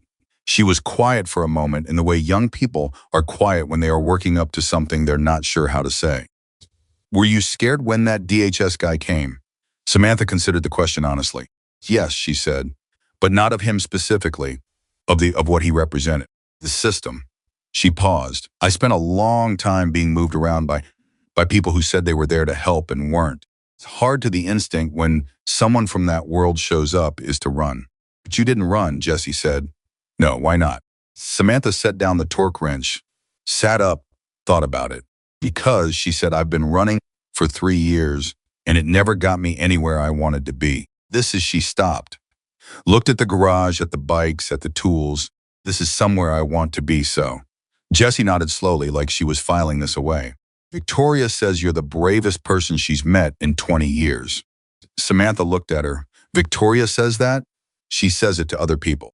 She'd never say it to your face because she thinks you'd argue with her." "She's right," Samantha said. "I would." Jessie grinned, transformed her face. "That's what she said you'd say about that, too." Samantha looked away so Jessie wouldn't see what her face was doing. "Go do something useful," she said. "Ray already told me that," Jessie said, hopped off the workbench and left. Samantha sat in the garage alone for a moment and pressed the back of her hand against her mouth and breathed slowly through her nose until her face was under control again. Then she picked up the wrench and went back to work. The call from the chapter's lawyer came 3 days later. His name was David Park, and he had the calm, measured voice of someone who had spent years learning that the most effective way to communicate urgency was to remove all urgency from your tone. He spoke to Michael first, and then Michael called Samantha in, and the three of them sat in Michael's office, a small room off the main hall, shelves full of binders and paperwork, desk that looked like it had been through several decades of serious use, while David Park explained what he had found. Linda Marsh has been with DHS for 19 years, he said. That time, she's had 4 formal complaints filed against her by former clients or colleagues. All 4 were reviewed internally. All 4 were closed without action. He paused. Your report, Samantha, the one you made at 17, is documented in your file. The response to that report is also documented. It meets the definition of a mandatory reporting failure under Colorado statute. The room was very quiet. What does that mean? Samantha asked. Means that what she did or didn't do wasn't just bad practice, David said. It was potentially illegal. And it means that by filing a complaint about you that draws official attention to your case file, she has inadvertently caused that file to be reviewed by people outside her department. He paused again. People who are now asking questions that she probably assumed nobody would ever get around to asking. Samantha sat with that for a moment. She thought filing the complaint would make me look like a problem, she said. David said, and instead it made her the problem. Michael, who had been silent throughout, said quietly, what happens next? That depends on what Samantha wants, David said. She has standing to file a formal complaint. Given the documentation, DHS would be required to conduct a full review of Marsh's handling of her case. There would likely be additional consequences beyond that. He looked at Samantha. It won't be simple, it won't be quick, and it will mean going on record about things that you probably haven't talked about publicly. Samantha looked at her hands. She thought about the 17-year-old who had made that report, who had told the truth to someone who was supposed to be there to help and had watched nothing happen, who had learned from that experience that telling the truth was something you did at your own expense. She thought about Gerald Foss's face when she had laid it out for him in the front room, the moment he had started to listen. She thought about Linda Marsh, sitting wherever she was, expecting that a complaint filed against a homeless girl living with bikers would land with the automatic weight of the system behind it, expecting that Samantha Reed would run or be silent or simply disappear the way people like her were supposed to disappear when the world pushed back. I'll file it, she said. Michael looked at her. You're sure? She spent 3 years counting on me being invisible, Samantha said. I'm done being invisible. The silence in the room was the kind that happens when something important has been decided, and everyone present understands its weight. David Park nodded. I'll need you to come to my office and go through everything on record. It'll take a few hours. He looked at her steadily. It won't be easy to revisit. No, she agreed. But it's the right thing to do. For you, David said. Or in general, she looked at him. Both, she said. But also there are other kids in the system right now, with caseworkers like Linda Marsh, and they're 17 and they're making reports, and nothing is happening. Her voice was even. That's the part I can't sit with. David Park was quiet for a moment. Then he said in a slightly different voice, you'd make a good advocate. I'm a mechanic, she said. People can be more than one thing, he said. She didn't answer that, but she thought about it for a long time afterward. The process of filing the formal complaint took 4 hours at David Park's office and left Samantha feeling wrung out in a way that was different from physical exhaustion, a tiredness that lived in a different part of her, deeper than muscle, in the place where she kept things she had been carrying without looking at them for years. She answered every question. She went through every document David laid in front of her. She spoke clearly and without embellishment and did not soften anything. When it was done, she sat in the chair across from David's desk for a moment and looked at the ceiling. Did well, David said. I did what needed to be done, she said.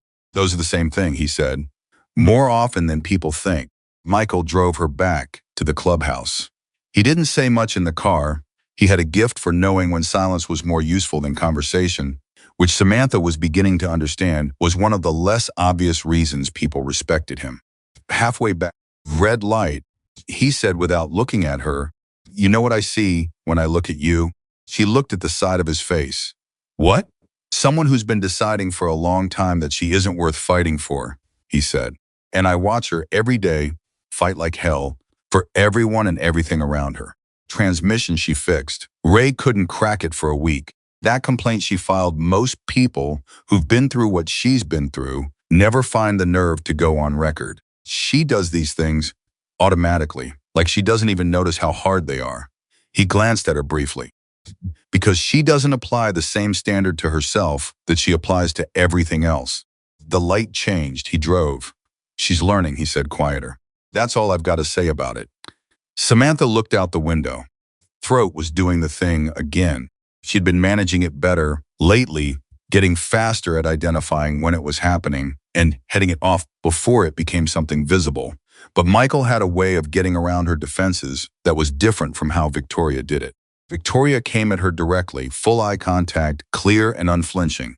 Michael came at her sideways, in half sentences and analogies, and by the time she realized what had gotten through it was already inside. She was going to have to start being more careful around both of them. She thought that with something that was almost amusement. When they got back, the evening was starting, and the smell of food was coming from the kitchen, and someone, Jesse, by the sound of it, was engaged in a debate about whether chili required beans that had apparently been ongoing since before they left and showed no signs of resolution. Samantha walked through the front door, and in the noise and the warmth and the absolute ordinary chaos of a household of people who had chosen each other, she stopped for a second in the hallway with her hand still on the door and let it settle over her the way warmth settles over cold skin slowly. Then all at once, Victoria appeared in the kitchen doorway and looked at her. "Did it go?" she asked. "We filed it," Samantha said. Victoria nodded. Just once, but with a completeness that said everything. "Come eat," she said. Samantha let the door close behind her and walked toward the kitchen, and the noise and the smell of food and the ongoing argument about beans that nobody was ever going to win. She sat down at the table, and someone put a bowl in front of her, and the argument swirled around her, and she ate. She ate, and she let herself be there. That room, that noise, with those people. She let herself be somewhere she wanted to be. Somewhere underneath all of it, quiet, persistent, and growing slowly in the dark, the way things that are finally getting what they need will grow. Something in her was beginning carefully, uncertainly, like a person testing ice before they commit their full weight to it, to believe that this was real, that it was going to stay real, that she was allowed to let it be real. She wasn't all the way there yet, but she was closer than she had been that morning. And in the morning, she would be closer still. The formal complaint against Linda Marsh moved through the system the way these things always move slowly, with the grinding bureaucratic friction of an institution that had spent decades perfecting the art of processing difficult things without actually feeling them. David Park called with updates every few days, each one measured and precise, each one advancing the situation by increments so small they were almost invisible unless you were watching very carefully. Samantha was watching very carefully.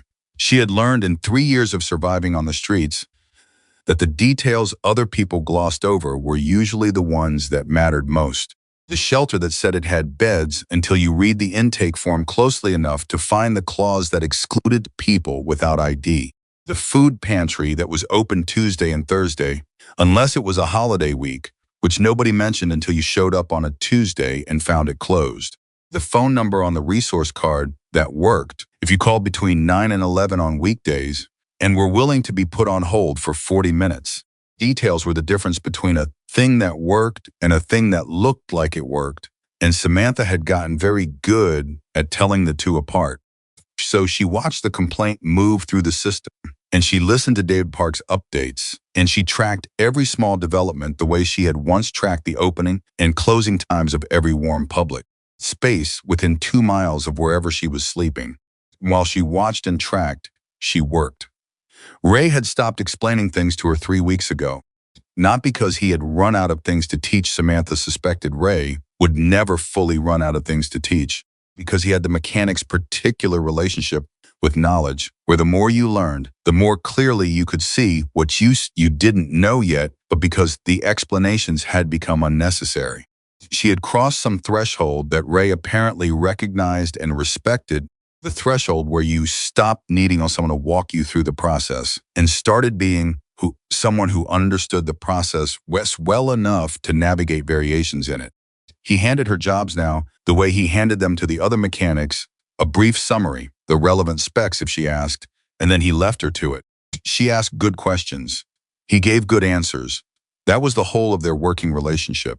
And it was, Samantha had come to understand, a form of profound respect from a man who did not extend it easily.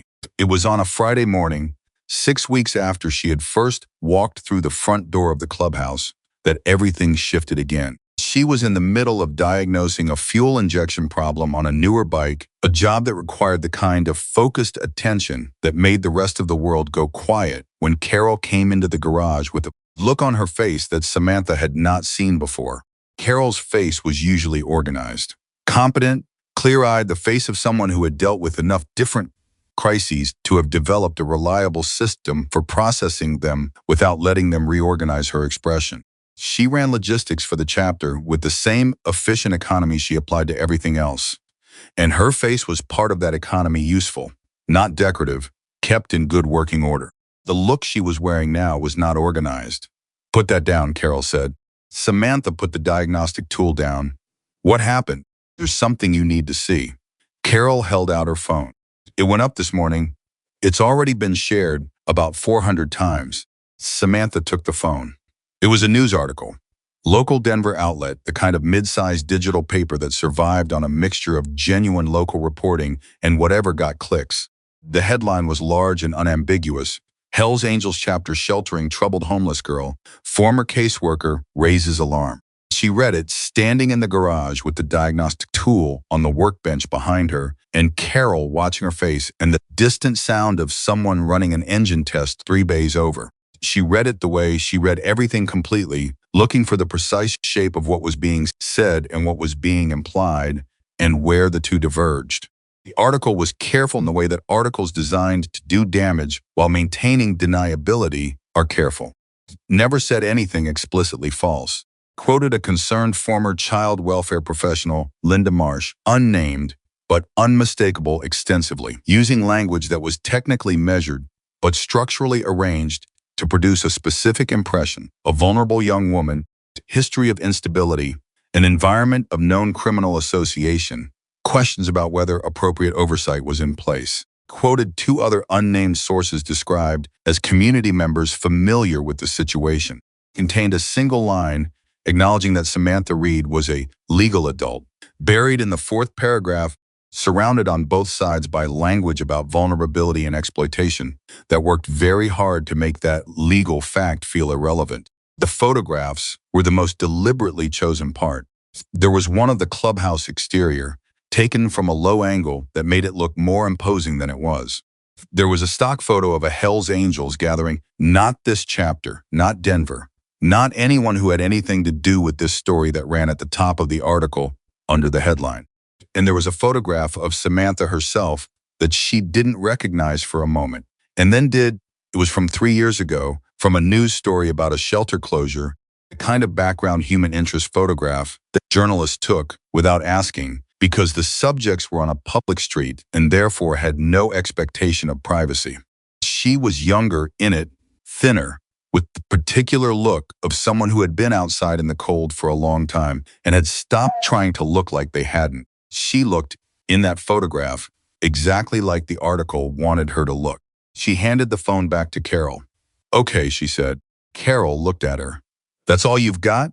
What do you want me to say?" "I don't know," Carol said. "Something. She gestured at the phone. "This is your life they've turned into a story designed to make people assume the worst. About you, about all of us." "I know," Samantha said. "I read it. You're not angry?" She picked up the diagnostic tool. Set it down again. The honest answer was complicated, and she owed Carol honesty. "I'm angry," she said, "but I'm not surprised. This is what I expected. Not the article specifically, but something like this. Something that used the name Hell's Angels and a picture of a homeless girl and counted on people's assumptions to fill in the rest." She looked at Carol. "She's been planning this since the DHS visit didn't work the way she wanted. This is the backup plan. Get it in the press before the formal complaint makes her look like the problem.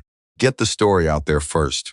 If she gets the story out first, then whoever reads the complaint review findings already has a frame for it," Samantha said.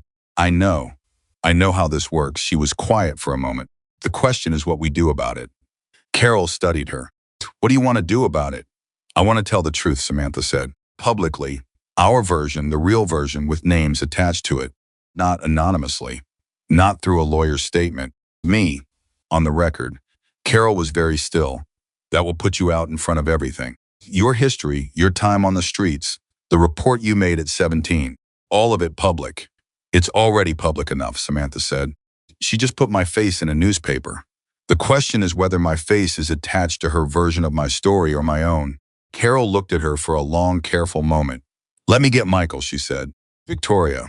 Get David Park too, Samantha said.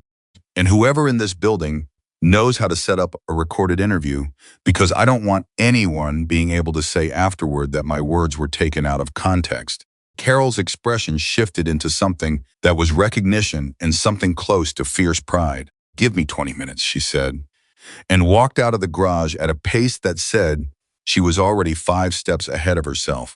Samantha stood in the empty garage for a moment. She could hear her own breathing, slow and deliberate.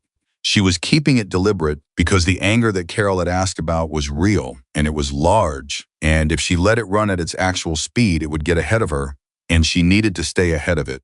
Linda Marsh had taken her photograph, a photograph of her at her lowest, a photograph taken without her knowledge or consent, a photograph that represented the worst period of her life, and put it at the top of an article designed to make every person who read it conclude that Samantha Reed was a problem to be managed rather than a person to be known.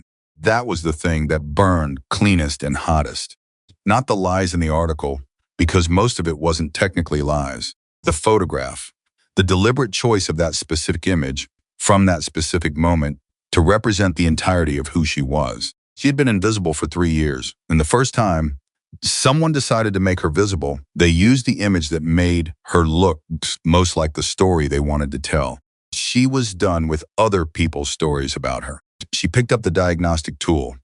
She worked for 18 more minutes clean, focused, productive work, the carburetor problem yielding to her attention the way problems did when you approached them methodically and without panic. And when Carol came back to the garage door, she had already figured out the issue and written the solution in the small notebook she kept in her back pocket, the one she had started using for job notes because it was more reliable than her memory.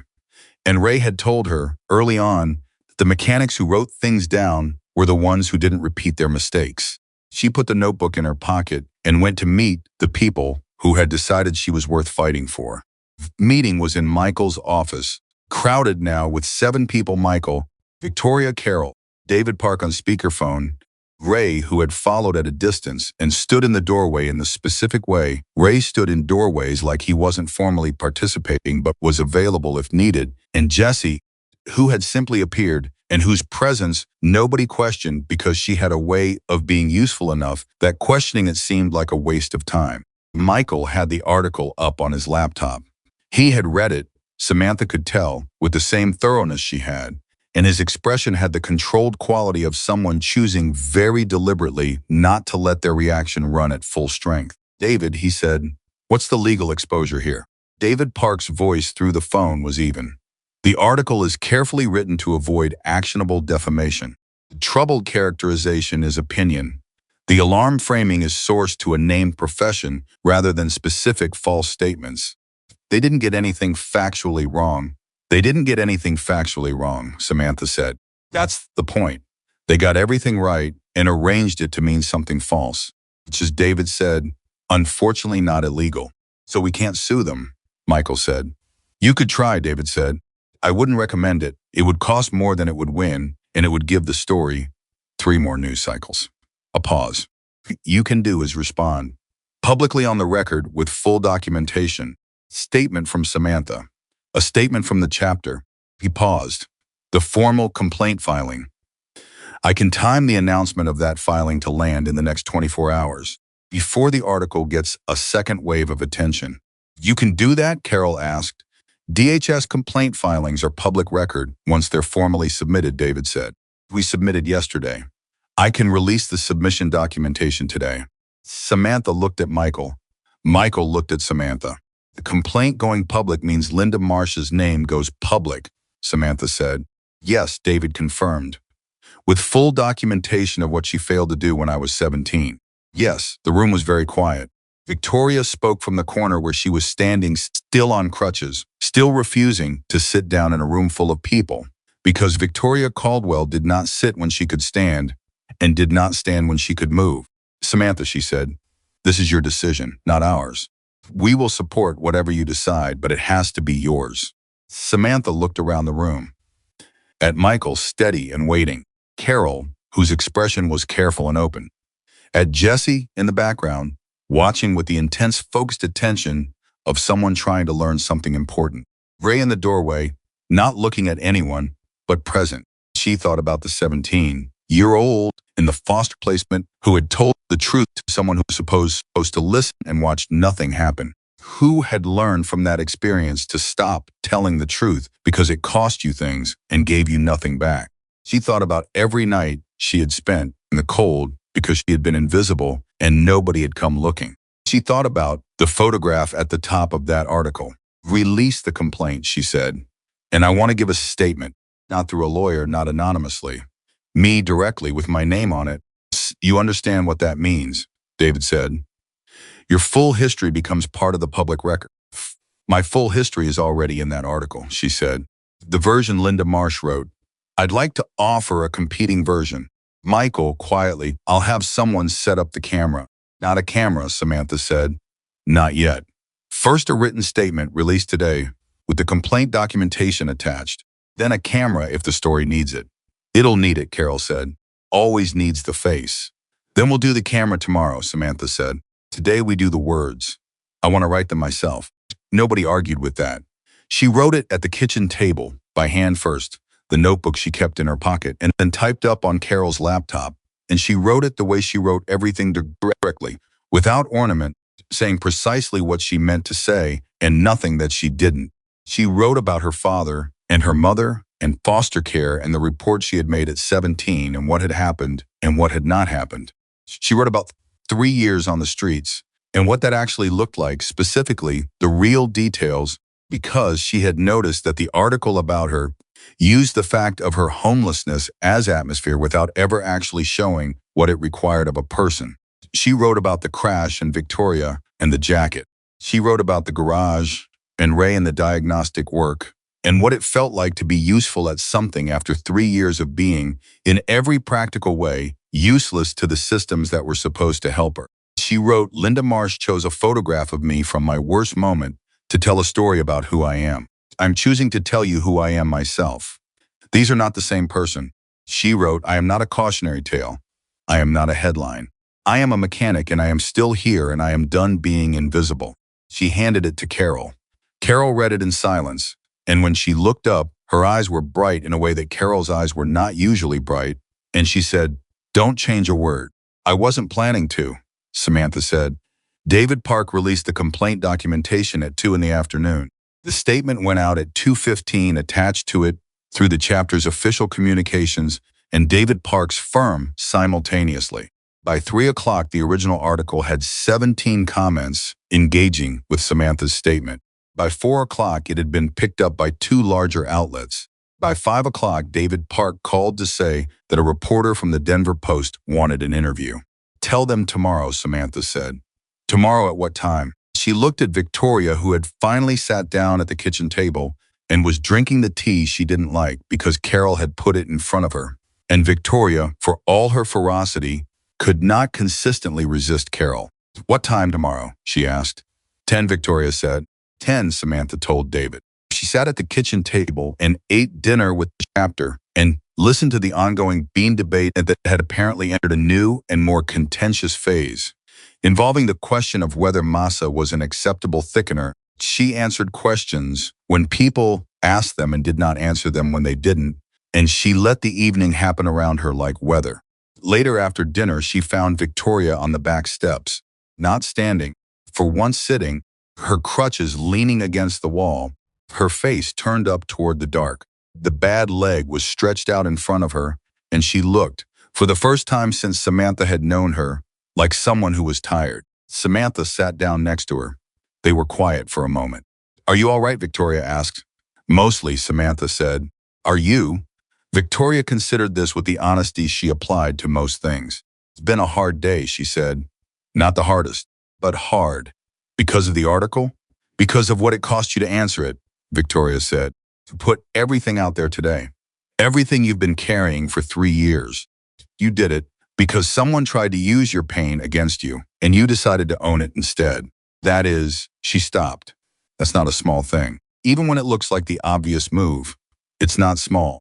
Samantha looked at her hands. Can I ask you something, she said. Yes, Victoria said. Why did you keep the piece of jacket? Victoria was quiet for a moment. The question had clearly reached her in a place she hadn't expected. Because, she said finally, I needed to remember what it felt like, to be helped without being owed. Be seen as a person, not a reputation, not a legend, not a problem to be managed. Just a person in trouble on a road in the rain. She paused. Been a legend. For so long I'd almost forgotten what the other thing felt like. What other thing? Being just a person, Victoria said. Who could be scared? Who could need help? Who wasn't made of something harder than everyone else? She looked at Samantha. You treated me like a person that night. Not because of who I was, but in spite of it, maybe. Like the vest and the name and the reputation were just packaging. And what was inside the packaging mattered. Samantha was quiet and treated like packaging for 3 years, she said. Like the homelessness and the history and the foster care were the whole of me, and everything else didn't exist. I know, Victoria said. That's why I kept it. She looked out at the dark, because I wanted to remember the feeling of being seen by someone who had every reason to make assumptions and chose not to. And she stopped. I wanted to give that back to you. If I could. The night settled around them. The sounds of the building voices, music turned low. The distant rumble of someone's motorcycle coming in down the block came and went like tides. You have, Samantha said. Quiet, direct, no performance. In case it wasn't obvious. Victoria made a sound that was not quite a laugh and not quite not one. It wasn't obvious, she said. You're very closed off, Samantha. It's remarkable, really. Like a very well-maintained engine. Everything working correctly, nothing leaking. The covers screwed down tight so no boatie can get at the parts underneath. Samantha thought about this. Is that bad? No, Victoria said. Kept you alive. It kept you functional for 3 years in conditions that would have broken most people. She paused. There's a difference between running on survival and running on something better. You can take the cover off now. The engine won't fall apart. Samantha sat with that for a long time. Then she said, Ray thinks the transmission on the Road King needs a full rebuild. Victoria blinked. The pivot surprised her. Does he? He's wrong, Samantha said. It's the shift forks. 2 of them.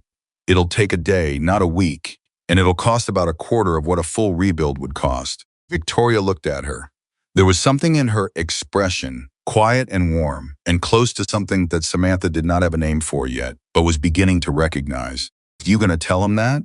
Tomorrow, Samantha said. After the interview, in that order. The interview's at 10, Samantha said. The shift forks aren't going anywhere. Victoria's almost law came again. Fuller this time. More like the real thing. They sat together in the dark for a while longer, and the night was cold but not dangerously cold. And Samantha was sitting next to someone she trusted.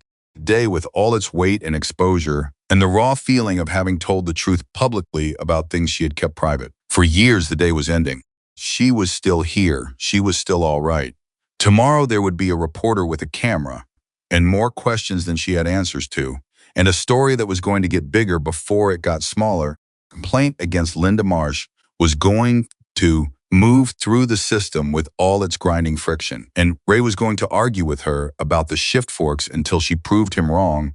Jessie was going to ask her something she didn't expect, and Victoria was going to drink tea she didn't like because Carol kept making it. All of that was coming. She was not afraid of it. She was something more complicated than afraid, something that included awareness of the risk and clear-eyed understanding of the cost. And also underneath all of that, a steadiness she had not had 3 weeks ago. Steadiness that had been built, quietly and incrementally, out of the specific materials of this place. And these people out of rooms that locked from the inside, and coffee that was hot, without being asked, and arguments about cast iron seasoning, and a mechanic who handed her jobs without explaining them, because she had earned the right to figure them out herself. She had been building things out of almost nothing for 3 years. She was still building. The materials were just different now. Better maybe, she thought, with the particular honesty of someone who had decided to start telling the truth about things, that they were definitely better. She did not say any of this out loud. She didn't have to. Victoria was sitting right next to her, and Victoria had spent 22 years learning how to read the things people didn't say. And the look she gave Samantha in the dark said clearly that she had heard every word of it anyway. Samantha looked back at her. Neither of them said anything. They didn't need to. The Denver Post interview lasted 2 hours and 14 minutes. Samantha knew the exact duration because she had looked at the clock when the reporter, a woman named Karen Solis in her mid-40s, with the particular patience of someone who had learned that the best interviews happen when you stop trying to control them, sat down across from her and turned on the recorder. She had looked at the clock again when Karen turned the recorder off. 2 hours and 14 minutes of telling the truth, on camera with her name attached to it, in a room at David Park's office that had been chosen specifically because it was neutral ground, not the clubhouse, not a government building, not anywhere that carried its own freight of implication before a single word was spoken. Michael had offered to be there. Victoria had offered to be there. David Park was there, technically in the hallway outside, with a cup of coffee and instructions from Samantha to stay out unless she knocked on the door, which she would not be doing. She did it alone. That was important to her in a way she hadn't fully articulated to anyone, including herself, until she was sitting in the chair across from Karen Solis, and the recorder was on. And Karen said gently that whenever you're ready, and Samantha understood why she had needed to be alone for this, because the story was hers, not the chapter story, not Victoria's story, not the story of a homeless girl rescued by bikers, which was the version that would get the most clicks and meant the least. Her story, Samantha Reed's specifically, with all its particular and non-generic details, the father who died on a Tuesday without warning, the mother who loved her and couldn't stay sober, the foster placements, the report she made at 17, and the silence that followed it, the $47 in the plastic bag, and the phone numbers nobody answered, the 3 years, the library, the books about engines, the storm. She told all of it. She told it clearly, without embellishment, without the self-pity that would have made it easier to dismiss, and without the performed toughness that would have made it easier to admire from a safe distance. She told it as it had actually been, which was both harder than either of those versions and more true. She got to the crash, the sound of the motorcycle, the choice she had made, the rebar and the jacket Karen Solis, stopped writing in her notebook and just listened. Samantha noticed that. She noticed the moment when the reporter stopped performing the act of journalism and simply became a person listening to a person, and she filed it away because it told her something important about how this story was landing. When she finished, Karen was quiet for a moment. Then she said, "Can I ask you something off the record?" Samantha looked at her. "You can ask. I'll tell you if I won't answer." Karen leaned forward slightly. "What do you want people to understand? Not from this interview, not from the article. What do you actually want people to walk away knowing?" Samantha thought about it for a genuine moment, not performing thoughtfulness, actually thinking that the people the world decides not to see, she said, are not invisible because there's nothing there. They're invisible because it's more convenient for everyone else if they are. She paused. That convenience has a cost. It has a real specific human cost. And mostly the people paying it are the ones who can least afford to. Karen Solis looked at her for a long moment. "I'm putting that in the article," she said, "on the record." "Good," Samantha said. The article ran 48 hours later. It was longer than most digital journalism ran these days, and it was careful, and it was honest. And Karen Solis had clearly spent the time between the interview and publication doing the additional reporting that the story deserved. She had tracked down the documentation of Samantha's original foster placement. She had spoken to David Park about the formal complaint and its legal implications. She had reached out to Linda Marsh for comment. Marsh had declined, and she had noted that declination specifically and without editorializing. She had ended the article with Samantha's words, the ones about invisibility and convenience and cost, placed at the close of the piece where they would be the last thing a reader carried away. The response was not what Samantha expected. She had prepared herself carefully and realistically for a mixed reaction. She had spent enough time being on the wrong end of public assumptions to know that putting your story out there did not guarantee that people received it the way you intended. She had prepared for criticism, for skepticism, for the specific cruelty of strangers on the internet who had decided on the basis of a headline that they understood the full shape of a life they had never touched. She had not prepared for what actually happened. By the morning after publication, the article had been shared more than 12,000 times. By afternoon, the chapter's public email, which Carol managed with the same organized efficiency she applied to everything, had received over 300 messages. Not all of them were kind. Some of them were exactly the skepticism and cruelty she had anticipated. The overwhelming weight of them, the 300 minus the 20 or 30 that weren't, were people who had read the article and felt something real and were writing because they needed to say so. People who had been in foster care and recognized the specific shape of what she had described. People who had experienced homelessness and felt, reading her account of it, that someone had finally told the truth about what it actually was rather than what it looked like from the outside. People who were social workers or teachers or parents who worked with kids in the system, writing to say they were using her story in their work, that it was changing conversations they had been trying to have for years. One email was from a 17-year-old girl, currently in her third foster placement, who had read the article on her phone and written 3 sentences. I made a report last year and nothing happened. I thought that meant I was wrong to report it. Now I know I wasn't. Samantha read that email 3 times. Then she showed it to Victoria.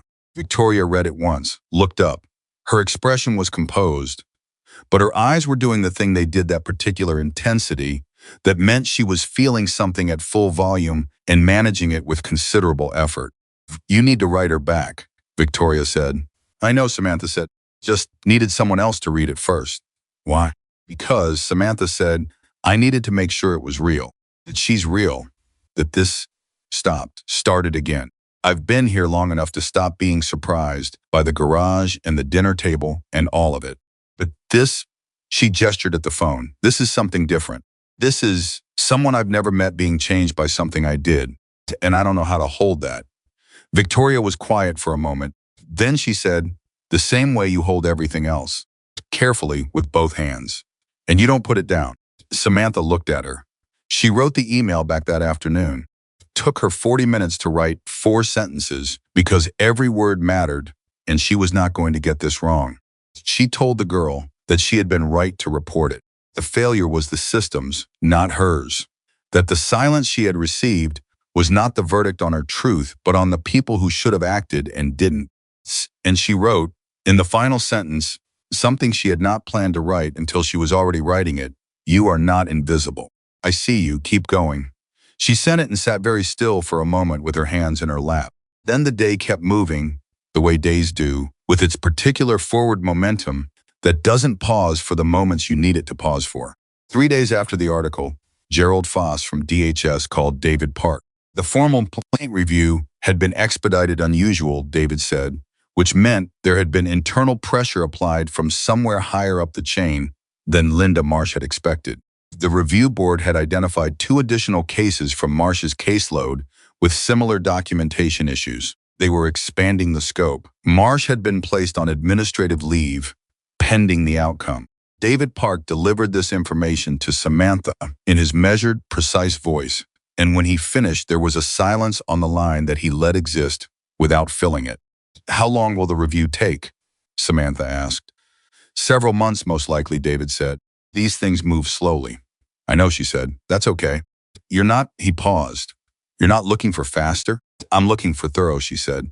"Fast can miss things. I'd rather they get it right." Another pause. "You know," David said, "when Victoria called me 6 weeks ago and asked me to take this case, I said yes because I owe her a favor from a situation we don't need to get into. I want you to know that 2 weeks in, I would have taken it anyway." She didn't know what to say to that, so she said, "Thank you, David." "Thank me when it's done," he said. "But I think it will be."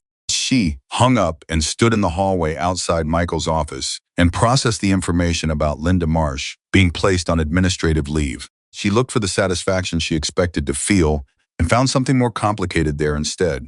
Not triumph, not relief exactly, but a kind of tired rightness.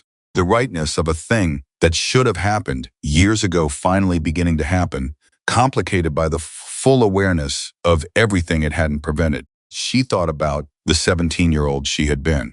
Making that report, waiting, the silence. She thought about the 3 years. She thought, this doesn't fix that. Nothing fixes that. But it might fix some version of that for someone else. And that was the part that mattered now. She went back to the garage and told Ray he was wrong about the transmission. Ray looked at her. Wrong how? It's the shift forks, she said. 2 of them. Run your hand along the third gear dogs on the primary shaft. You'll feel it. Ray went to the bike.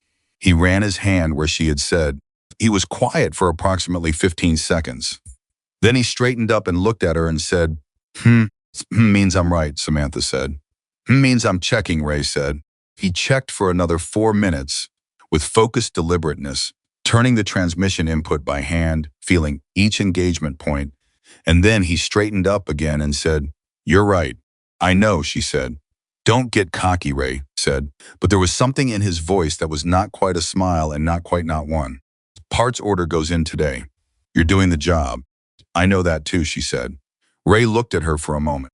The garage was quiet around them, the particular quiet of a workspace between tasks, full of the residue of recent work and the anticipation of future work.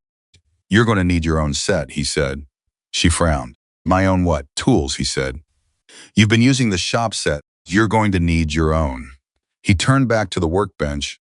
I'll get you a list of what to start with. The good stuff, not the cheap stuff. Cheap tools are an insult to good problems. She stood in the garage and looked at the back of Ray's head and felt something settle in her chest so completely and so quietly that she almost didn't notice it happening. Almost. Ray, she said. What? Thank you. He didn't turn around. Get the shift fork specs from the manual, he said. We start after lunch. She got the shift fork specs. They started after lunch. 6 weeks became 2 months. 2 months became 3. The shift in time was gradual, and then sudden the way all real changes happen, imperceptible in the day-to-day, and then unmistakable when you look back from any kind of distance. Samantha had stopped thinking about the distance. She had stopped measuring the gap between who she had been and who she was now, because measuring it required standing with 1 foot in each place, and she had both feet in one place now. She was here. She was working, and she was learning, and she was in the particular way that happened when you stopped surviving and started living, accumulating things, not possessions, not in any significant way. She still didn't own much, and she found that the smallness of her material life no longer felt like deprivation, but like clarity, like traveling light in a way that was a choice rather than a sentence. What she was accumulating was different. Skills, real and specific and growing. Knowledge about engines that built on itself the way all genuine knowledge does. Each new thing she learned making the previous things richer and more connected. And relationships, the hardest and most surprising accumulation of all. The kind that built slowly without announcing themselves and then turned out to be load-bearing. Jessie had become something she didn't have a clean word for, not quite a sister, not quite a friend, something that incorporated elements of both and was shaped by the specific context of this place and these circumstances. They argued about things and agreed about things, and Jessie asked questions that were more perceptive than they appeared on the surface, and Samantha answered them honestly, because Jessie had earned that by asking with genuine intention rather than performance. Carol had become someone she went to when she needed to think something through out loud, because Carol had the particular gift of listening without inserting herself, of asking the single question that made the whole thing clearer without providing the answer, which was the most useful kind of listening and the rarest. Ray had become her teacher in the most complete sense, not by instructing, but by requiring her best work every time, requiring her to bring her own judgment to bear on problems rather than defaulting to his, requiring her to fail sometimes and then diagnose the failure with the same rigor she applied to the machines. She had gotten faster. She had gotten better. She had started to understand not just what was wrong with things, but why, which was a different and deeper kind of knowing. And Michael outside had. And Michael had become something that she had to approach carefully in her own thinking, because she had a complicated relationship with the concept of fatherhood. And he was in the actual practice of daily life, occupying a space in her world that she had kept empty for a long time. Did not push on it. He did not name it. He showed up consistently in the small ways that added up to everything, asking how the work was going, arguing her into eating more at dinner with the specific strategy of piling food onto her plate without comment, and then walking away so she couldn't refuse it to his face, sitting with her sometimes in the evening in a comfortable silence that asked nothing and gave everything. She was careful not to take any of it for granted. That was something she had decided early, consciously, as policy. She would not take this for granted. She had been without long enough to know its exact values, even when the situation became normal enough that forgetting it would be easy. It was at the 3-month mark that Victoria found her in the garage on a Sunday morning when the rest of the building was quiet and said, "I need to talk to you about something." The tone stopped Samantha's hands. She had learned Victoria's tones. She had a catalog of them now, the decisive one, the amused one, the one that meant she was about to say something she had been thinking about for a while and had finally decided to say. This was that last one. Samantha put down the tool she was holding and turned around. Victoria had her full weight on both feet now, the crutches gone for the past 3 weeks. She stood in the garage doorway with her arms crossed, and her expression, the complicated, layered expression of someone who had something important to say and was choosing the words carefully. "Ray is retiring," she said. Samantha went very still. "When?" she said. "End of the year," Victoria said. "Told Michael last week. His back has been giving him trouble for 2 years. He's been waiting until he had..." She paused. "Till he had someone." Samantha looked at her. "Someone to what?" She said, though she thought she knew. "Someone to hand it to," Victoria said. "The shop, the work, the responsibility." Her arms were still crossed, but something in her posture had shifted open slightly, the way Victoria's posture opened when she was being fully serious rather than performing seriousness. "He came to me, not Michael. He came to me and he said she's the one. He said he's never seen diagnostic instinct like yours in 30 years of working on bikes. He said you see things in engines that take other people 10 years to learn to see." She paused. "He wants to recommend you as the chapter's lead mechanic." The garage was very quiet. "I've been here 3 months, Samantha said. "I know," Victoria said. "Ray has been doing this for 30 years. "I know that too," Victoria said. "He knows it better than either of us. And he's saying it anyway." She looked at Samantha steadily. "How does that land for you?" Samantha turned back to the workbench. She picked up the tool she had put down, set it down again. "Lands like something I don't know what to do with," she said honestly. "You don't have to do anything with it right now," Victoria said.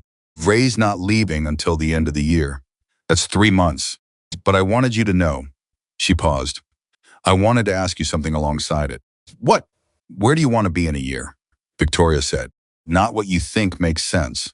Not what you think is realistic given where you started. Where do you actually want to be?" Samantha stood at the workbench. The question settled over her slowly, the way big questions do when they're asking for a real answer rather than a managed one.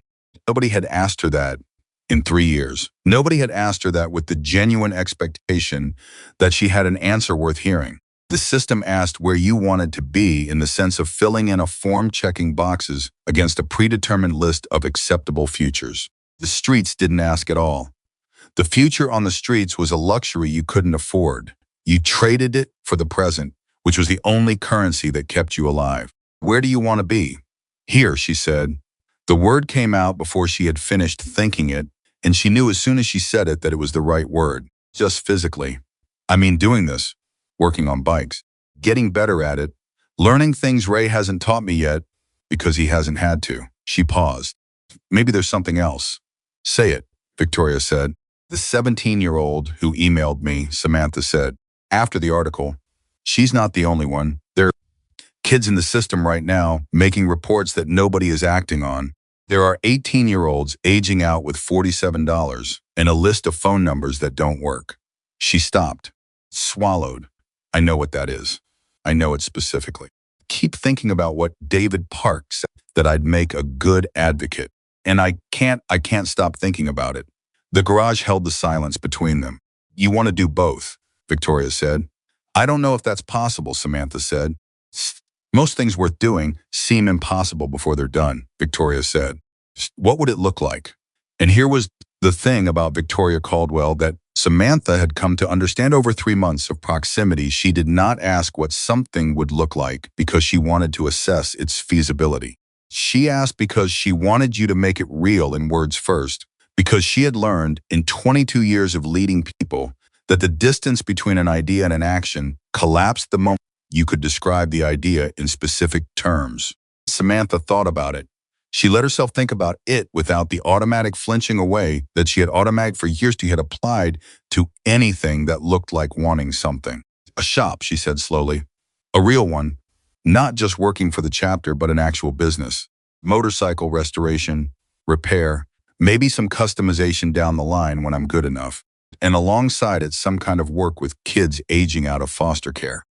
Not a program, not an institution, something smaller. Someone who answers the phone when you call. Someone who knows the difference between what the system is supposed to do and what it actually does.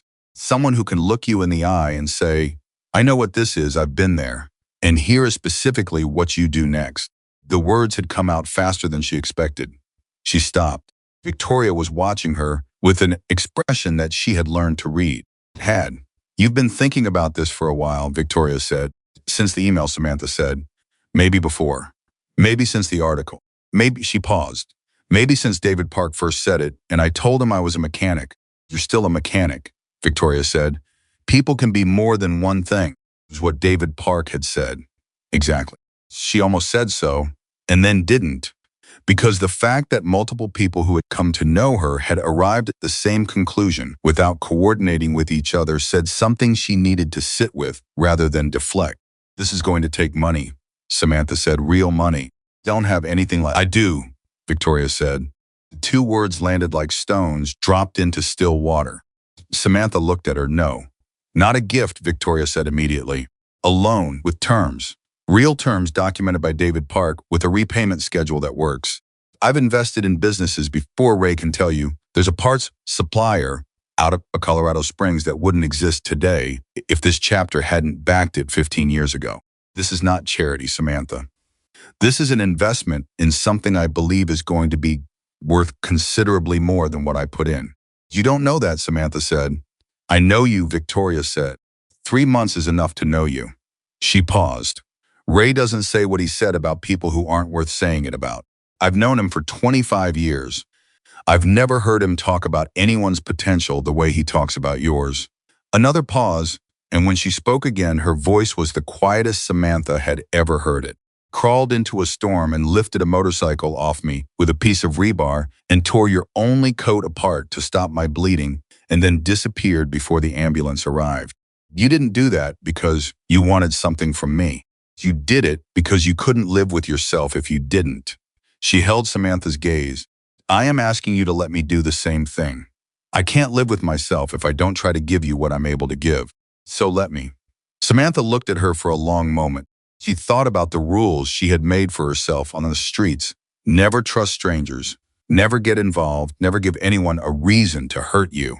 She had broken all 3 of them on a mountain road in a storm, and the breaking of them had led her here. She thought about the $47 and the plastic bag and the phone numbers that rang and rang.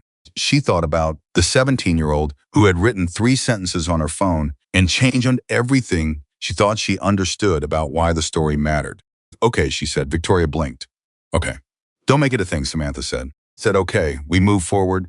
We get David Park on the phone, and we do it properly with terms and documentation and all of it, and then we figure out the next step. Victoria's expression was doing everything it did when she was feeling something she didn't want to put words to in front of someone else. Okay, she said, and Victoria, yes. Thank you, Samantha said. Not for the money, for asking. For asking what I wanted instead of deciding what I needed. Victoria was quiet for a moment. Then she said, in the voice she used when something had gotten all the way through, that's the least you deserved. It should have been what you always got. Maybe, Samantha said, but it's what I have now, and that's what matters. She picked up the tool, turned back to the workbench. Give me an hour, she said. Then call David. Victoria left. Samantha worked. The hour passed the way good hours pass, full and fast. The work moving cleanly under her hands, every problem yielding to the particular combination of knowledge and attention and instinct that she had been building for months. She worked and she thought, not in a distracted way but in parallel, her hands doing what her hands knew how to do, her mind running the future through its paces. The shop, the kids, the work, the specific shape of what came next. It was possible. She could see it, the way she could see what was wrong with an engine before she took it apart, not in every detail, not yet, but in the essential shape of it. The fundamental diagnosis, this was fixable. This could run. She could make it run. Taunts down had. When the hour was up, she cleaned her hands and walked out of the garage and through the hallway and in the kitchen, where Victoria and Michael and Carol and David Park on Carol's laptop screen were waiting around the kitchen table. Jessie was there too, sitting slightly outside the main group in the way she did when she wasn't sure if she was included and hadn't been told she wasn't. Samantha looked at Jessie. "Pull your chair in," she said. "You should hear this." Jessie pulled her chair in. They talked for 3 hours. Real talk numbers, timelines, logistics, the legal structure of a loan agreement, the zoning requirements for a commercial shop, the specific population of young adults aging out of Denver's foster system every year, and what resources currently existed for them, and where the gaps were that something small and specific and real could fit. David Park asked good questions. Michael answered some of them from experience with the parts supplier in Colorado Springs. Carol took notes in her precise, organized shorthand that Samantha had come to trust completely. The end of 3 hours, it was not a plan exactly. It was the bones of a plan, the skeleton that everything else would have to be built onto. But it was real. It was documented. It had names and numbers attached to it. It existed in the world. After David Park's screen went dark and the papers were gathered and the coffee cups were cleared, Michael stood up and looked at Samantha across the kitchen table and said, "You know what the chapter's going to do?" "What?" she said. "Get behind it," he said simply. All the way. He looked at her with the expression she had learned, over 3 months, to understand as his version of everything he didn't say out loud. "You're one of ours. Have been for a while. We take care of our own." She had been careful for 3 months not to let herself fully lean into that. Not to let herself fully believe it was real and permanent and not subject to revision. Old habit, old survival reflex.